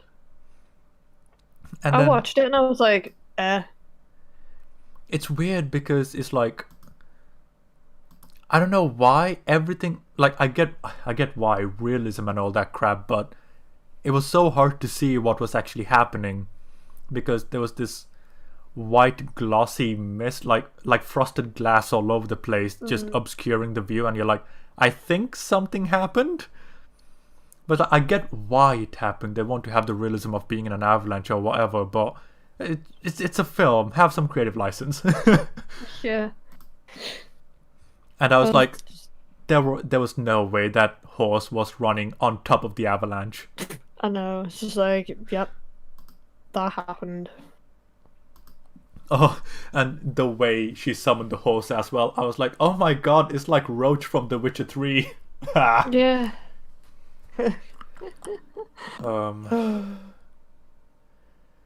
But yeah, she saves the dude, and then she brings him over to be safe, and then the wonderful angel that she is doesn't even wait for him to wake up to see if he's alright or not. She just leaves him there. Yeah, she's like, yeah, there you go. Bye now. I'll And check then- if you're alive later. Yeah, and then I thought, oh, she's gonna go back so that she can tie up her hair and magically teleport the armor so that she's still hidden or something, because she wasn't injured in this one, so there's no risk of her, being found out or anything like that. Yeah, this was just literally, I am a woman and I don't care. You can kill me if you want to. And I'm just like, no. I know, it's like, I prefer you kill me. I'm like, whoa. I'm like, okay now, but why? I mean, I why- get dishonor and all of that, but come on, Yeah. And it's like, lady, you could have kept your armor on. Just saying. Yes, but she accepts herself now. She still could have kept the armor on though, like not on a like she didn't Oh. have to tie her hair back or anything, but the armor would have helped. I know, it's so retarded. It's like any time we have this visual moment where it's like, oh, and they shed the armor and come back to being who they truly are. I'm like, oh, for fuck's sake. I get it, but like armor is protective. Like, it. She could have just took her hair out and been like, yeah. Yeah. It sort of done the same thing. Just been like, look, I'm letting my hair down. Ta-da! Yeah, like, it would have been better. And then. I guess the filmmakers were just like, no, they're not going to understand unless she takes all of her armor off. So we have to do that. Or maybe it was meant to be symbolic of a butterfly coming out of her cocoon or some shit like that. Maybe.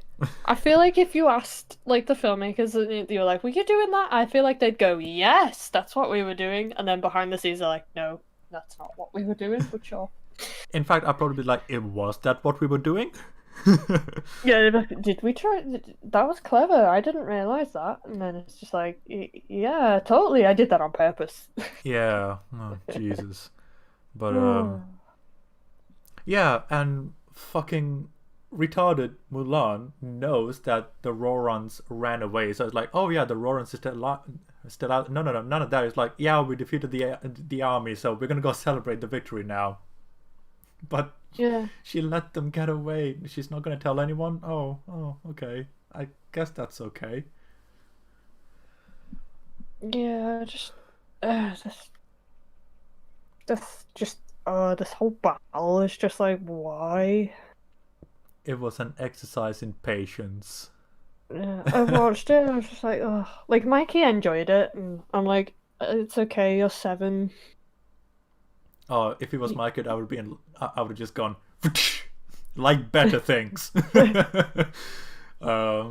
I keep trying to say to him, we should watch the cartoon at some point. And he's like, he just wants to watch this one, and I'm just like, oh no. Oh, just put it on anyway. I put it on, and he just like does something else. I'm just like, well, I guess I'm watching it again then. It's fine. Yeah. Oi, oi, way. But jeez, like, okay, at least we're like half an hour left at Yeah. this point, which is It's like, maddening. what? It's like in the 1981, it's like, wait a minute. It's like nearly over at this point. Yeah, we're almost at credits in the original. Yeah. This one still has half an hour to go, baby. Because, you know, we gotta get that Sometimes I juicy feel character like development. Oh yeah. Sometimes I feel like films are being made so long just for the sake of it now. Because a lot of films have like a 2-hour mark, and I'm like, I feel like some of them don't really need to be that long. This film This could have is been an so much example. shorter. And Yeah. yet, conversely, interestingly enough, the Chinese Mulan should have been 30 minutes longer. So the 30 minutes they took for this one should have been given to that one, because that was much better. Yeah, it's weird, because this one should have felt as if it was shorter. The 2009 one should have been longer, and Mulan 98 was just the right amount. Amy, if you're saying something, I can't hear you. Oh, yeah. Oh no. Hello. Oh, okay, I can hear you now. Okay. Sorry, I think I just wasn't close enough to the mic then for a minute. Ah, cool. Yeah. I was just agreeing with you. But yeah, now she has a good old cry on top of the mountain, and the witch comes to talk to her again about being a true woman and stuff like that. Which, Yes. yay. Woo. Yeah, I just love how she's like, oh, he's the only one that treats me with respect. And I'm like, I said this before really? when before I said this before. I was like, I'm sorry, the dude they called dog. How's that respectful? Oh god, it's like, Even seeing you as his equal, or he sees you as what you're being, a minion. oh, absolutely. And then it's like, you are a woman and you are being true to yourself and being accepted. I have been living a lie. It's like all that going on, and I'm like, oh my god. Yeah. Like, So that's the thing that makes her go, actually, you know what? I think I'll have a bad deal. yeah, it's like not the actual abuse that the guy's giving. No. Seeing Mulan is what turns her good, and I'm like, oh, for God's sake. Yeah. I was hoping like there'd be a point where it's like, I have had enough of you. I'm gonna murder you. Like I thought that was how he was gonna, like the bad guy was gonna die. I was waiting for that. I was like, I'm so excited for her to turn around and be like, nah, do you know what? I don't want to do this anymore, and just takes him out. Or do you know what? Just continue to be the villain. That's also an option. Yeah. Or like she takes him out and then she's the villain now. That could would have be, been yeah. cool as well. Like, It would have been so interesting because she's kind of like the anti-Mulan. So she would have been a really good like antithesis to the character. yeah, it's like every time we think about the different options, it feels like they went with the lamest option every single time. Yeah. Oy. But yeah, it is kind of ridiculous because, and it sucks because she's the only one, like we said earlier, that got any amount of character development, and it's like, Yeah. oh. But yeah, they have a good cry together and talk about being women for a little bit. And then she tells him that he is going to the Imperial City. And at this point, you might be thinking, oh, maybe she's doing a 180. tailcoat? Tailcoat. Turncoat, that's the one. Turncoat, Tailcoat, that's a different thing altogether. But oh, it's a turncoat moment where she is defecting to the Goodman area. Yeah. No, she's still part of the Evilmans, and I'm like, She's just wait. she's just telling you this because she's bragging, basically. No, it's not.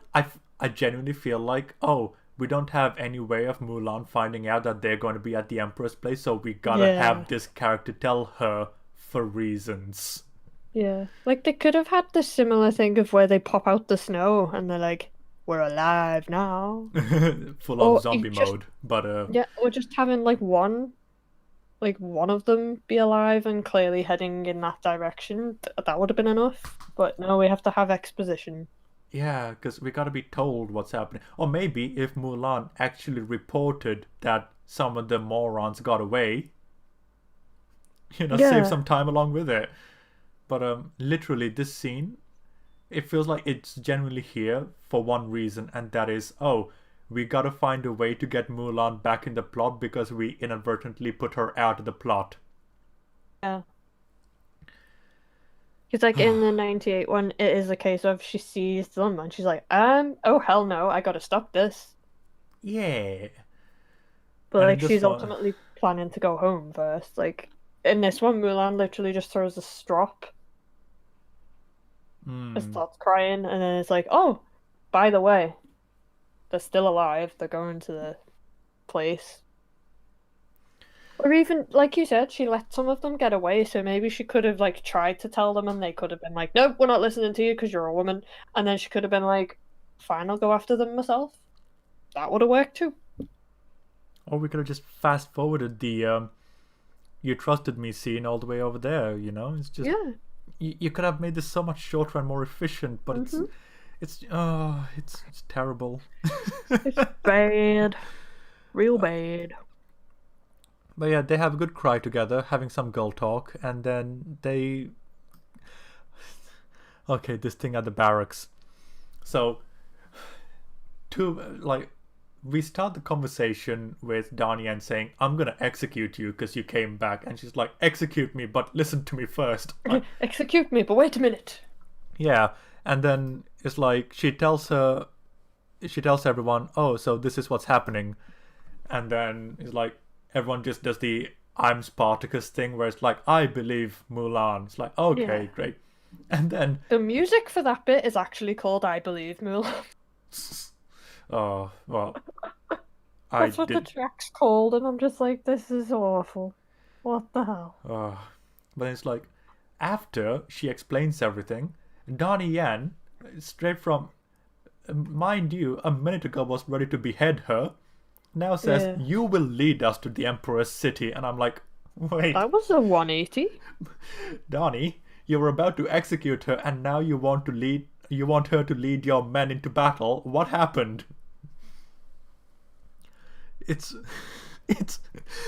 It turns into a comedy at some point, like, see, that's why, just like Mando, I'm like, when I think of this as a comedy, it just becomes so much better. Yeah. If you laugh at it, then it kind of makes it somewhat entertaining, but other than that, it's like, what the heck? Yeah, it's just, it's less than impressive. And then, like, she leads them all into the capital city, and Jet Li, in his disinterested demeanor, just finally says, all right, fine, I'll fight too. Yeah. If I have to. Yeah, I am Grumpy Emperor. it's the only time he's standing up in this film, and I'm like, oh my god, like a lot of people meme Thanos for sitting on a chair for so long, but at least when he got up, he managed to do something. Whereas Jet Li's aside from one scene, he's just been sitting or standing still. He's done. He fought with a couple of curtains, and that was about it. That was the grand total of contribution that Jet Li had in this film. Yeah. It is amazing. But yeah, he suits up, and it turns out that the Emperor's Chancellor bro was actually the witch all along. Shocker. Yeah, and then he gets betrayed and gets caught, but it's okay because Mulan and her teammates are coming to help. Yeah. And then they get stuck in a corridor. Oh Jesus. Okay, like, I want to talk about just Oh, how fuck. ridiculous it is that they have Ninja Bros in broad daylight. Yeah. And it's like, it's so bright and sunny, and then out of nowhere, like, you've got just a couple of dozen Ninja Bros coming out of nowhere. And it's like, how did you miss them? It's almost like if you have snow camo, like if you have jungle camo and you're in a desert, you kind of stick out. Yeah. It's just like, what? How did you not see them? They're on a white wall. They're not blending in. Oh dear. Then the Emperor gets caught because he was standing too still. Then- Oh dear. okay, so we're almost there. We're nearly there. We're nearly at the end of this terrible ordeal. And then we have the corridor fight, which is just... Okay, so What? here, during the corridor fight, we got some of the morons using the chi because they... Reasons. Oh, it's fine. But yeah, it's like, oh, because they've got the chi as well, so... Yeah, it's fine because they're running on walls and jumping Yeah. high and stuff like that. I'm like, oh, some other people with chi, great. Okay. I mean, it only took us until the hour and a half mark to get there, but hey, you know, better late than never. Yeah. Oh well. I was like, maybe the end fight will be cool. Maybe. Just maybe. And then they have the fight, and then you know what? Mulan locks them behind the door because they asked her to, and I'm like, okay, but what if She you're had trapped the on the chi. wrong end? Yeah. And then they can't come and help you. It's just... Yeah, it's like, what? Why are they getting you to... If they shut the door, they can't come help you. When they... Yeah, and it's like, if you're worried that, the morons will come after them, it's like, what kind of threat are they to Mulan when she's Super Saiyan at the moment? Yeah. She's fine. She can take out a lot of them probably by herself. With her eyes closed and one hand behind her back. Yeah, at this point. Oh god. And then she comes all the way to the Emperor's room, and then she's talking to Gong Li, and she's like, oh, a woman is leading the army? What witchcraft is this? Yeah. And then Gong Li is like, okay, I am definitively a good man now, and so goes over and talks to Evilman, who's about to, I'm gonna guess, burn the Emperor alive? Yeah, that's his plan, I think. See, I thought, oh my god, she wanted to take over the whole time, so she can just get rid of the morons now, and she can just be like, I'm the Emperor now, bitches! And I was like, oh. But apparently no, that's not what was going on.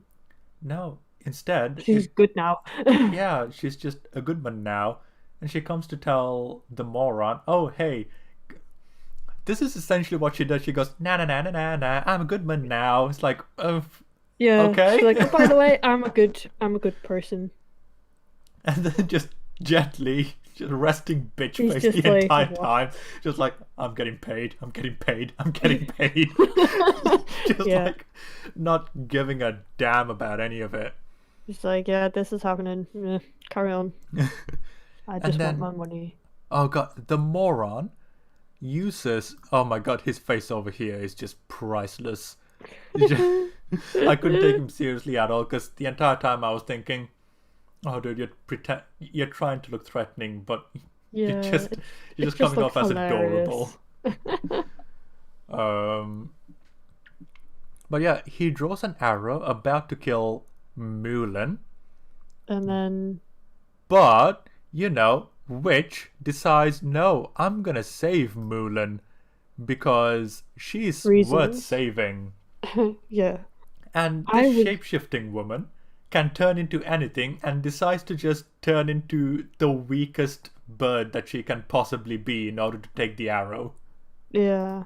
And I was just like, I was so mad at this bit because I was just like, why in the hell? I'm pretty sure Mulan might have been able to dodge that because of stupid chi. Yeah, she could have kicked the arrow.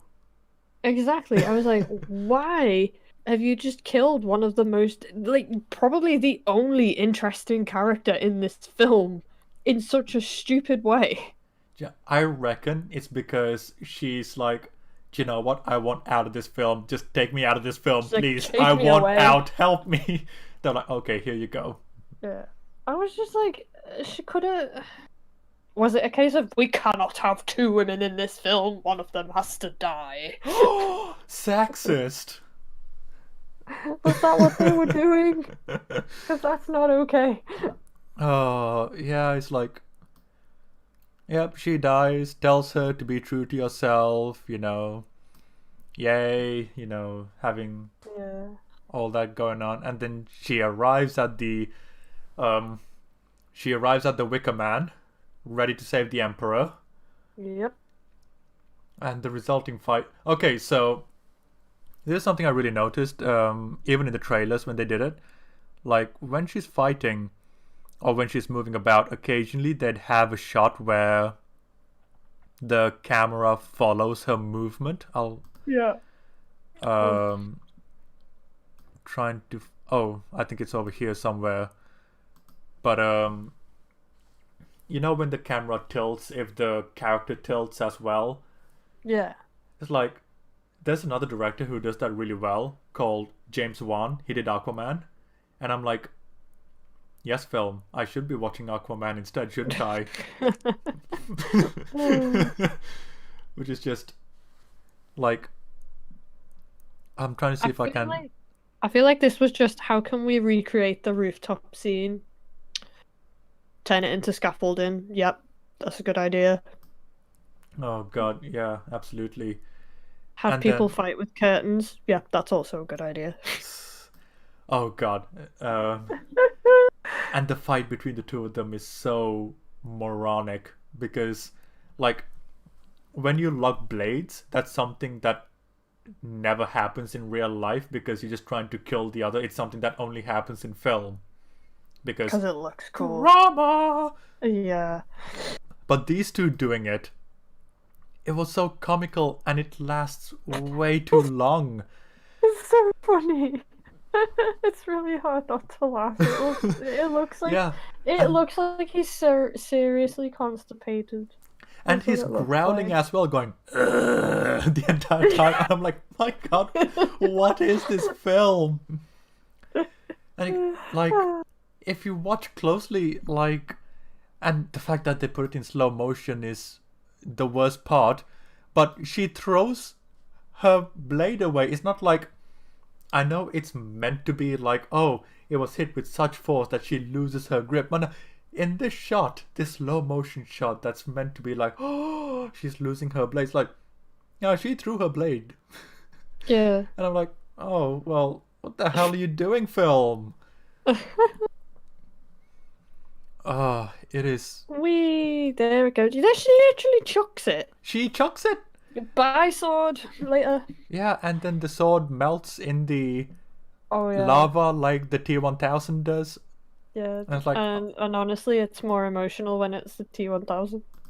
yeah, because that was a good film. Yeah.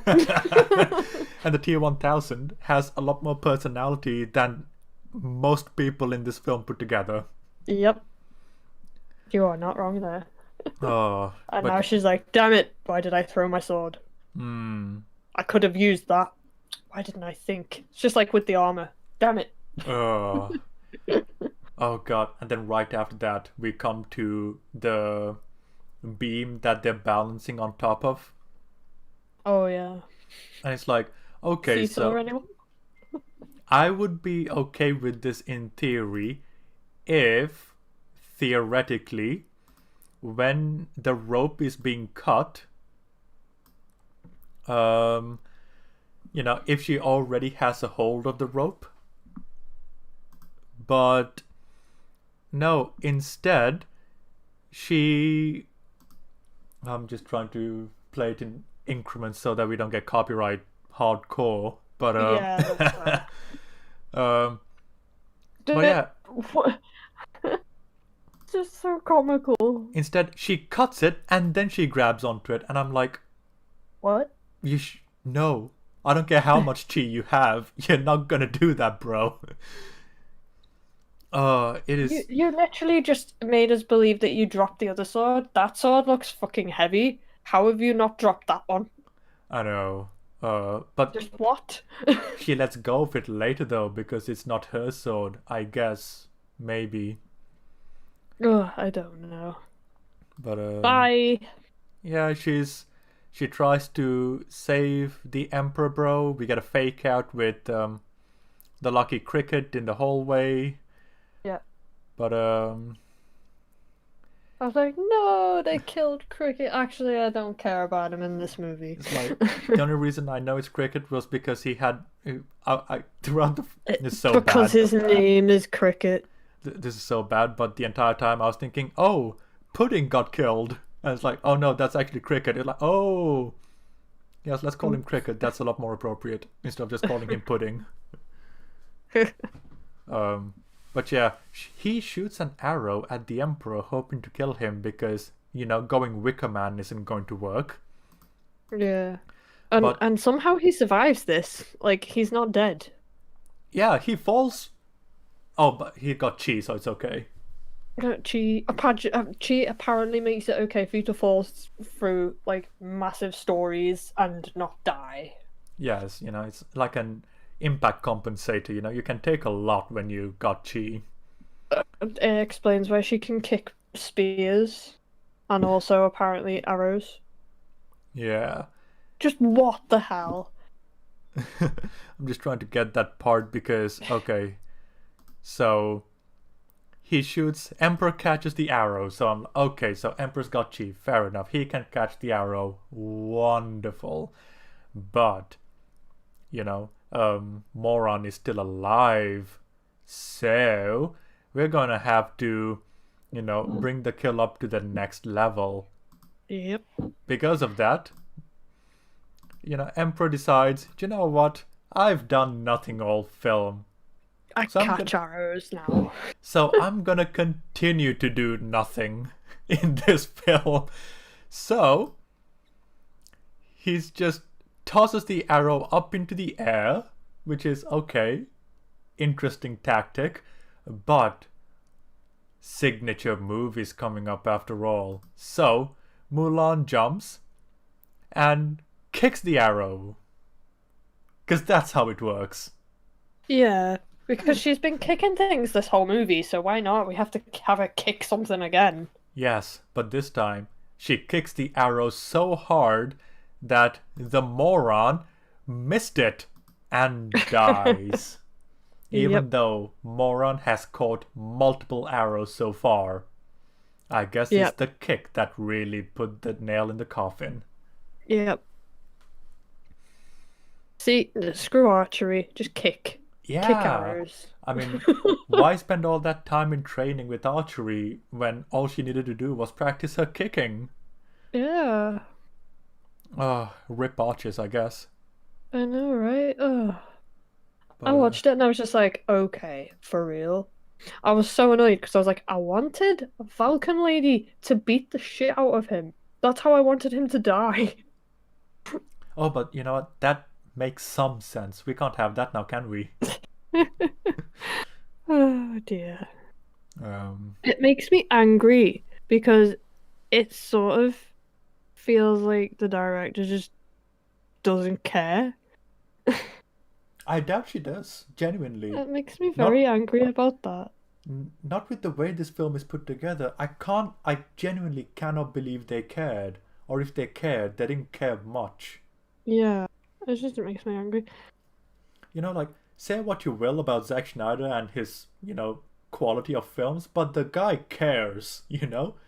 And Ryan Johnson, say what you will about The Last Jedi, he cared, Yeah. Like, maybe about the wrong things, but he cared. Yeah. This one just seems like This seems so literally just doing it for the sake of manufactured. money. Yeah. It's like it's made out of a factory conveyor belt more than anything else. Yeah. Just sucks. Yeah. Then again, and you know what? We were talking about it earlier when it came to the point of the first Mulan in '98, where it's like, oh, thinking outside the box, becoming your own person, growing, innovating, moving forward in life. Mm-hmm. This one is the exact opposite, where it's like, no, you gotta conform, you gotta be part of the hive mind, and you gotta make sure that you stay in line without growing at all. And I'm like, what a terrible message to send to people. Definitely. Like, I watched Mulan so much when I was a kid, and my dad quoted the late bloomer thing because I always felt like that. And hey, Yeah, that message was good. That helped me. Like, the original Mulan, probably my favorite Disney animated film, and I love the "Be a Man" song. It's really fun, really, and it's like, okay, be a man, but also like learn to think. That's cool too. I saw a meme where it was like, be a man, and then somebody was like, somebody commented under it, it doesn't say you have to have a penis to be a man in this song, and I thought that was kind of funny. I mean, they were listing like you have to be as swift as a tree.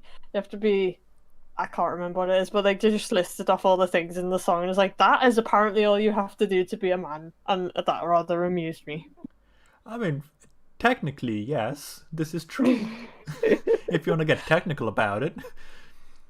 But yeah, it's like it's such a antithesis of what Mulan is meant to be, Like, yeah, the '98 version did it perfectly, the 2009 version did it perfectly, and they adhered to the original ballad so well, whereas this is the complete antithesis of what the ballad was meant to be, which is, oh, you gotta figure out how to do things on your own, and you gotta make sure that, like, you gotta work as a team, you gotta fight together and all of that, and it's like they pay a lot of lip service to ideas, but they never go forward with exploring them, or if they do decide to, it's on the completely wrong thing. It's fascinating. Yeah, it's just like, what? It tried too hard to appeal to two different audiences at the same time. And I just think it's a massive failure. Sorry, Mulan 2020, you fail. It's like, I'd love to have Donald Trump just saying, "You're fired." Yeah. For any Apprentice fans out there. Oh. It just reminds me of, have you ever watched any Astaf movies? The what movies? There's a guy on YouTube called Tomska, and he makes like these animated movies, and the ASDF. I can't remember what it stands for, but in one of them it's like a little skit. They're like little cartoon skits, and one of them it's like, "Hello and welcome to Standing Up School," and then a stickman falls over and it goes, "And you fail." Oh. And that's what Mulan has done. Oh god, if you ask this Mulan film to stand up, I'm pretty sure it'll fail too. Yeah. But we're at the epilogue now. Mulan has said no to the Emperor's Chancellor job. Yep. And she's back home. And you know what? I'm just gonna call him Shang. Donnie Yen as Shang comes along to give her a gift. And, it is a sword. It is a sword. Sword. And you know what? This made me laugh, but the dad goes, if you want to kill her, you're gonna have to go through me. And I'm like, dude, you're going up against a prime Donnie Yen. I don't think he's gonna worry much. Yeah, I think Donnie Yen's kind of gonna win there, dude. It's like, I appreciate the sentiment. You're gonna lose. Yeah. But yeah, it's so Sister got underwhelming. married as well, and I'm like, what? I don't even care anymore. It's like, yeah, she's got matched. Wonderful. Why Wait, is she in did this she? movie? Apparently so. She said, yeah, I've matched with someone and he's really cool. Oh, the sister. I was like, wait, Yeah. Mulan got matched? No, the sister, I'm like, what? I don't even care. Oh, yeah, the sister. I forgot you existed. Oh, Jesus, yeah. Ugh. I'm Um, still confused how they thought giving Mulan a sister would make the stakes higher. Like what? but we end with the Phoenix, and that is the last thing we see of the film. Yep. The Um, end. yeah, so you know what? I'm pretty sure that if we had Elissa, Nadia, and Michael along, we'd still be about halfway through the film. Yeah. So yeah, oh god, it's just such a Oh, this film is a car crash. and you know what? It was fun watching it because it's a car crash in a weird way. That's what I mean. It's like a car crash you can't look away from. Yeah, it's fascinating. Like everything in terms of a writing perspective that you should pay attention to has been completely avoided in this film. It's incredible. Yeah. Oh, also, it says on the YouTube video that we're talking about Mando in the description. I'm sure I changed that. Maybe it's just not, I don't know. But it says getting together in the festive season to talk about Mando, then it's got everyone's socials. Oh, oh, I probably didn't save it. Oh, Damn it. I Because just I did thought I'd let change you it. know because I'm just looking at it right. I was like, I'm not sure if you knew about it or not, so I thought I'd let you know. Getting together to talk about a little Car crash. film called Mulan. There we go. Okay, so I just updated it. Okay, I will So- refresh. Refresh. Oh, Refresh. I mean, what a surprise. You come here for Mulan, then you get told it's Mando, but we're actually talking about Mulan, subverting expectations. Mulan, yeah, it's back. Yep, it's changed it now. All good. Oh, weird. When I refreshed it, the chat went away. The chat went bye. It had enough. It's gone. It's done. It's done with this movie. It's like I am sick of hearing about Mulan. It's like, I am done. You didn't ask me to stay anymore. I'm out. Doozies. Yeah. Oh. But yeah, I'm so glad I finally got to talk about how terrible this movie is. Because when I first watched it, I was like, "Oh, this is so bad." Like, I'm kind of glad we front loaded our conversation in the first 2 hours because the rest of what we ended up talking about was just going through the film and just saying, oh, it makes no sense because of A, B, C, D, and then just swiftly Yeah. moving on. Yeah. I mean, to be fair though, it has taken a while to get through it still. So I feel like that was a good way of doing it. Yeah, absolutely. Like, obviously, wish the others could have stayed a bit longer, but Yeah. ultimately, it was still fun. Yeah. I mean, Um, I think quite a lot of the time it is just going to be the two of us just for a while. So it's good to know that we still have stuff to talk about, but it's just the two of us. yeah, I mean, next week will be fine. The week after will be fine. The week after Yeah. that, on the 31st, that's when it'll be interesting if we can find someone or not. Or even Yeah. what we're even talking about, because we still haven't figured it out, so... Yeah. We can find something. Or, you know, if anyone has any recommendations, If put you're it in still the listening. I think there might be. I don't know. But, I think it's me watching with someone else. oh my, someone else. I think that might be me because I'm watching... Oh, I've got it we're live just over watching here. ourselves. Yeah, same. It's just me and Um, you watching it. No, because when I'm streaming on YouTube Studio, by default, it shows the stream to me just so that I know it's working on my fair. end as well. So, like, if that's why it's good to have someone else watching it, just in case it's like, oh, it's actually not working, but it's working for me because it could be a LAN connection that's making it work for me. So, That makes sense. I'm still figuring it out. But what do you think of the wood panel with the what we watch on the screens in the middle? Oh, it's pretty. I like it. Okay, good. Yeah, because I realized, oh, we don't have like an in-between image to go to, so I like wood. That was it. Good Like- to know. Yeah. So that was Mulan 2020, and Yeah. that was a film. That was possibly my pick for worst film of 2020, Oh, what or would at least up there. Oh, do you know what? Mine's probably gonna be between Wonder Woman and Birds of Prey. Oh, see, I didn't hate Birds of Prey. I didn't love it, but I'm kind of indifferent to it. Like, I'll watch it again. Yeah.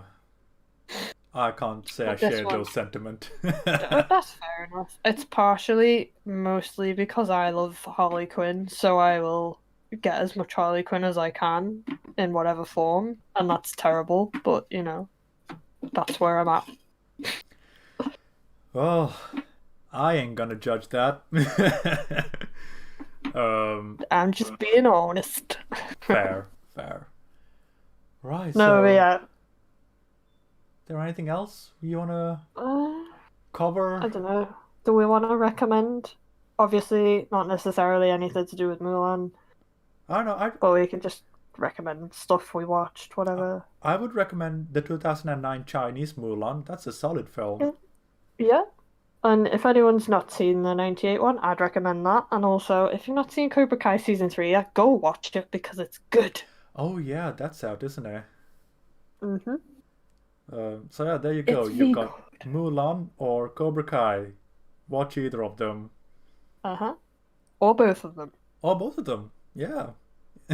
Or simultaneously even. Yeah. Multitasking. All three of them. Mulan 2009, 98, and Cobra Kai on 3 different screens at the same time. Go for it. Challenge accepted. Sweet. Screens, like, I have my laptop screen and my TV. I just need one more, and then I'm sorted.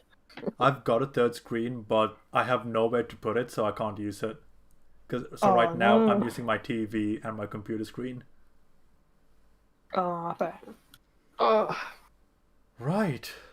On that note, I think we've come to a nice natural conclusion. Uh-huh. So I think it's time for a nice small meal and a hot chocolate. That sounds really nice.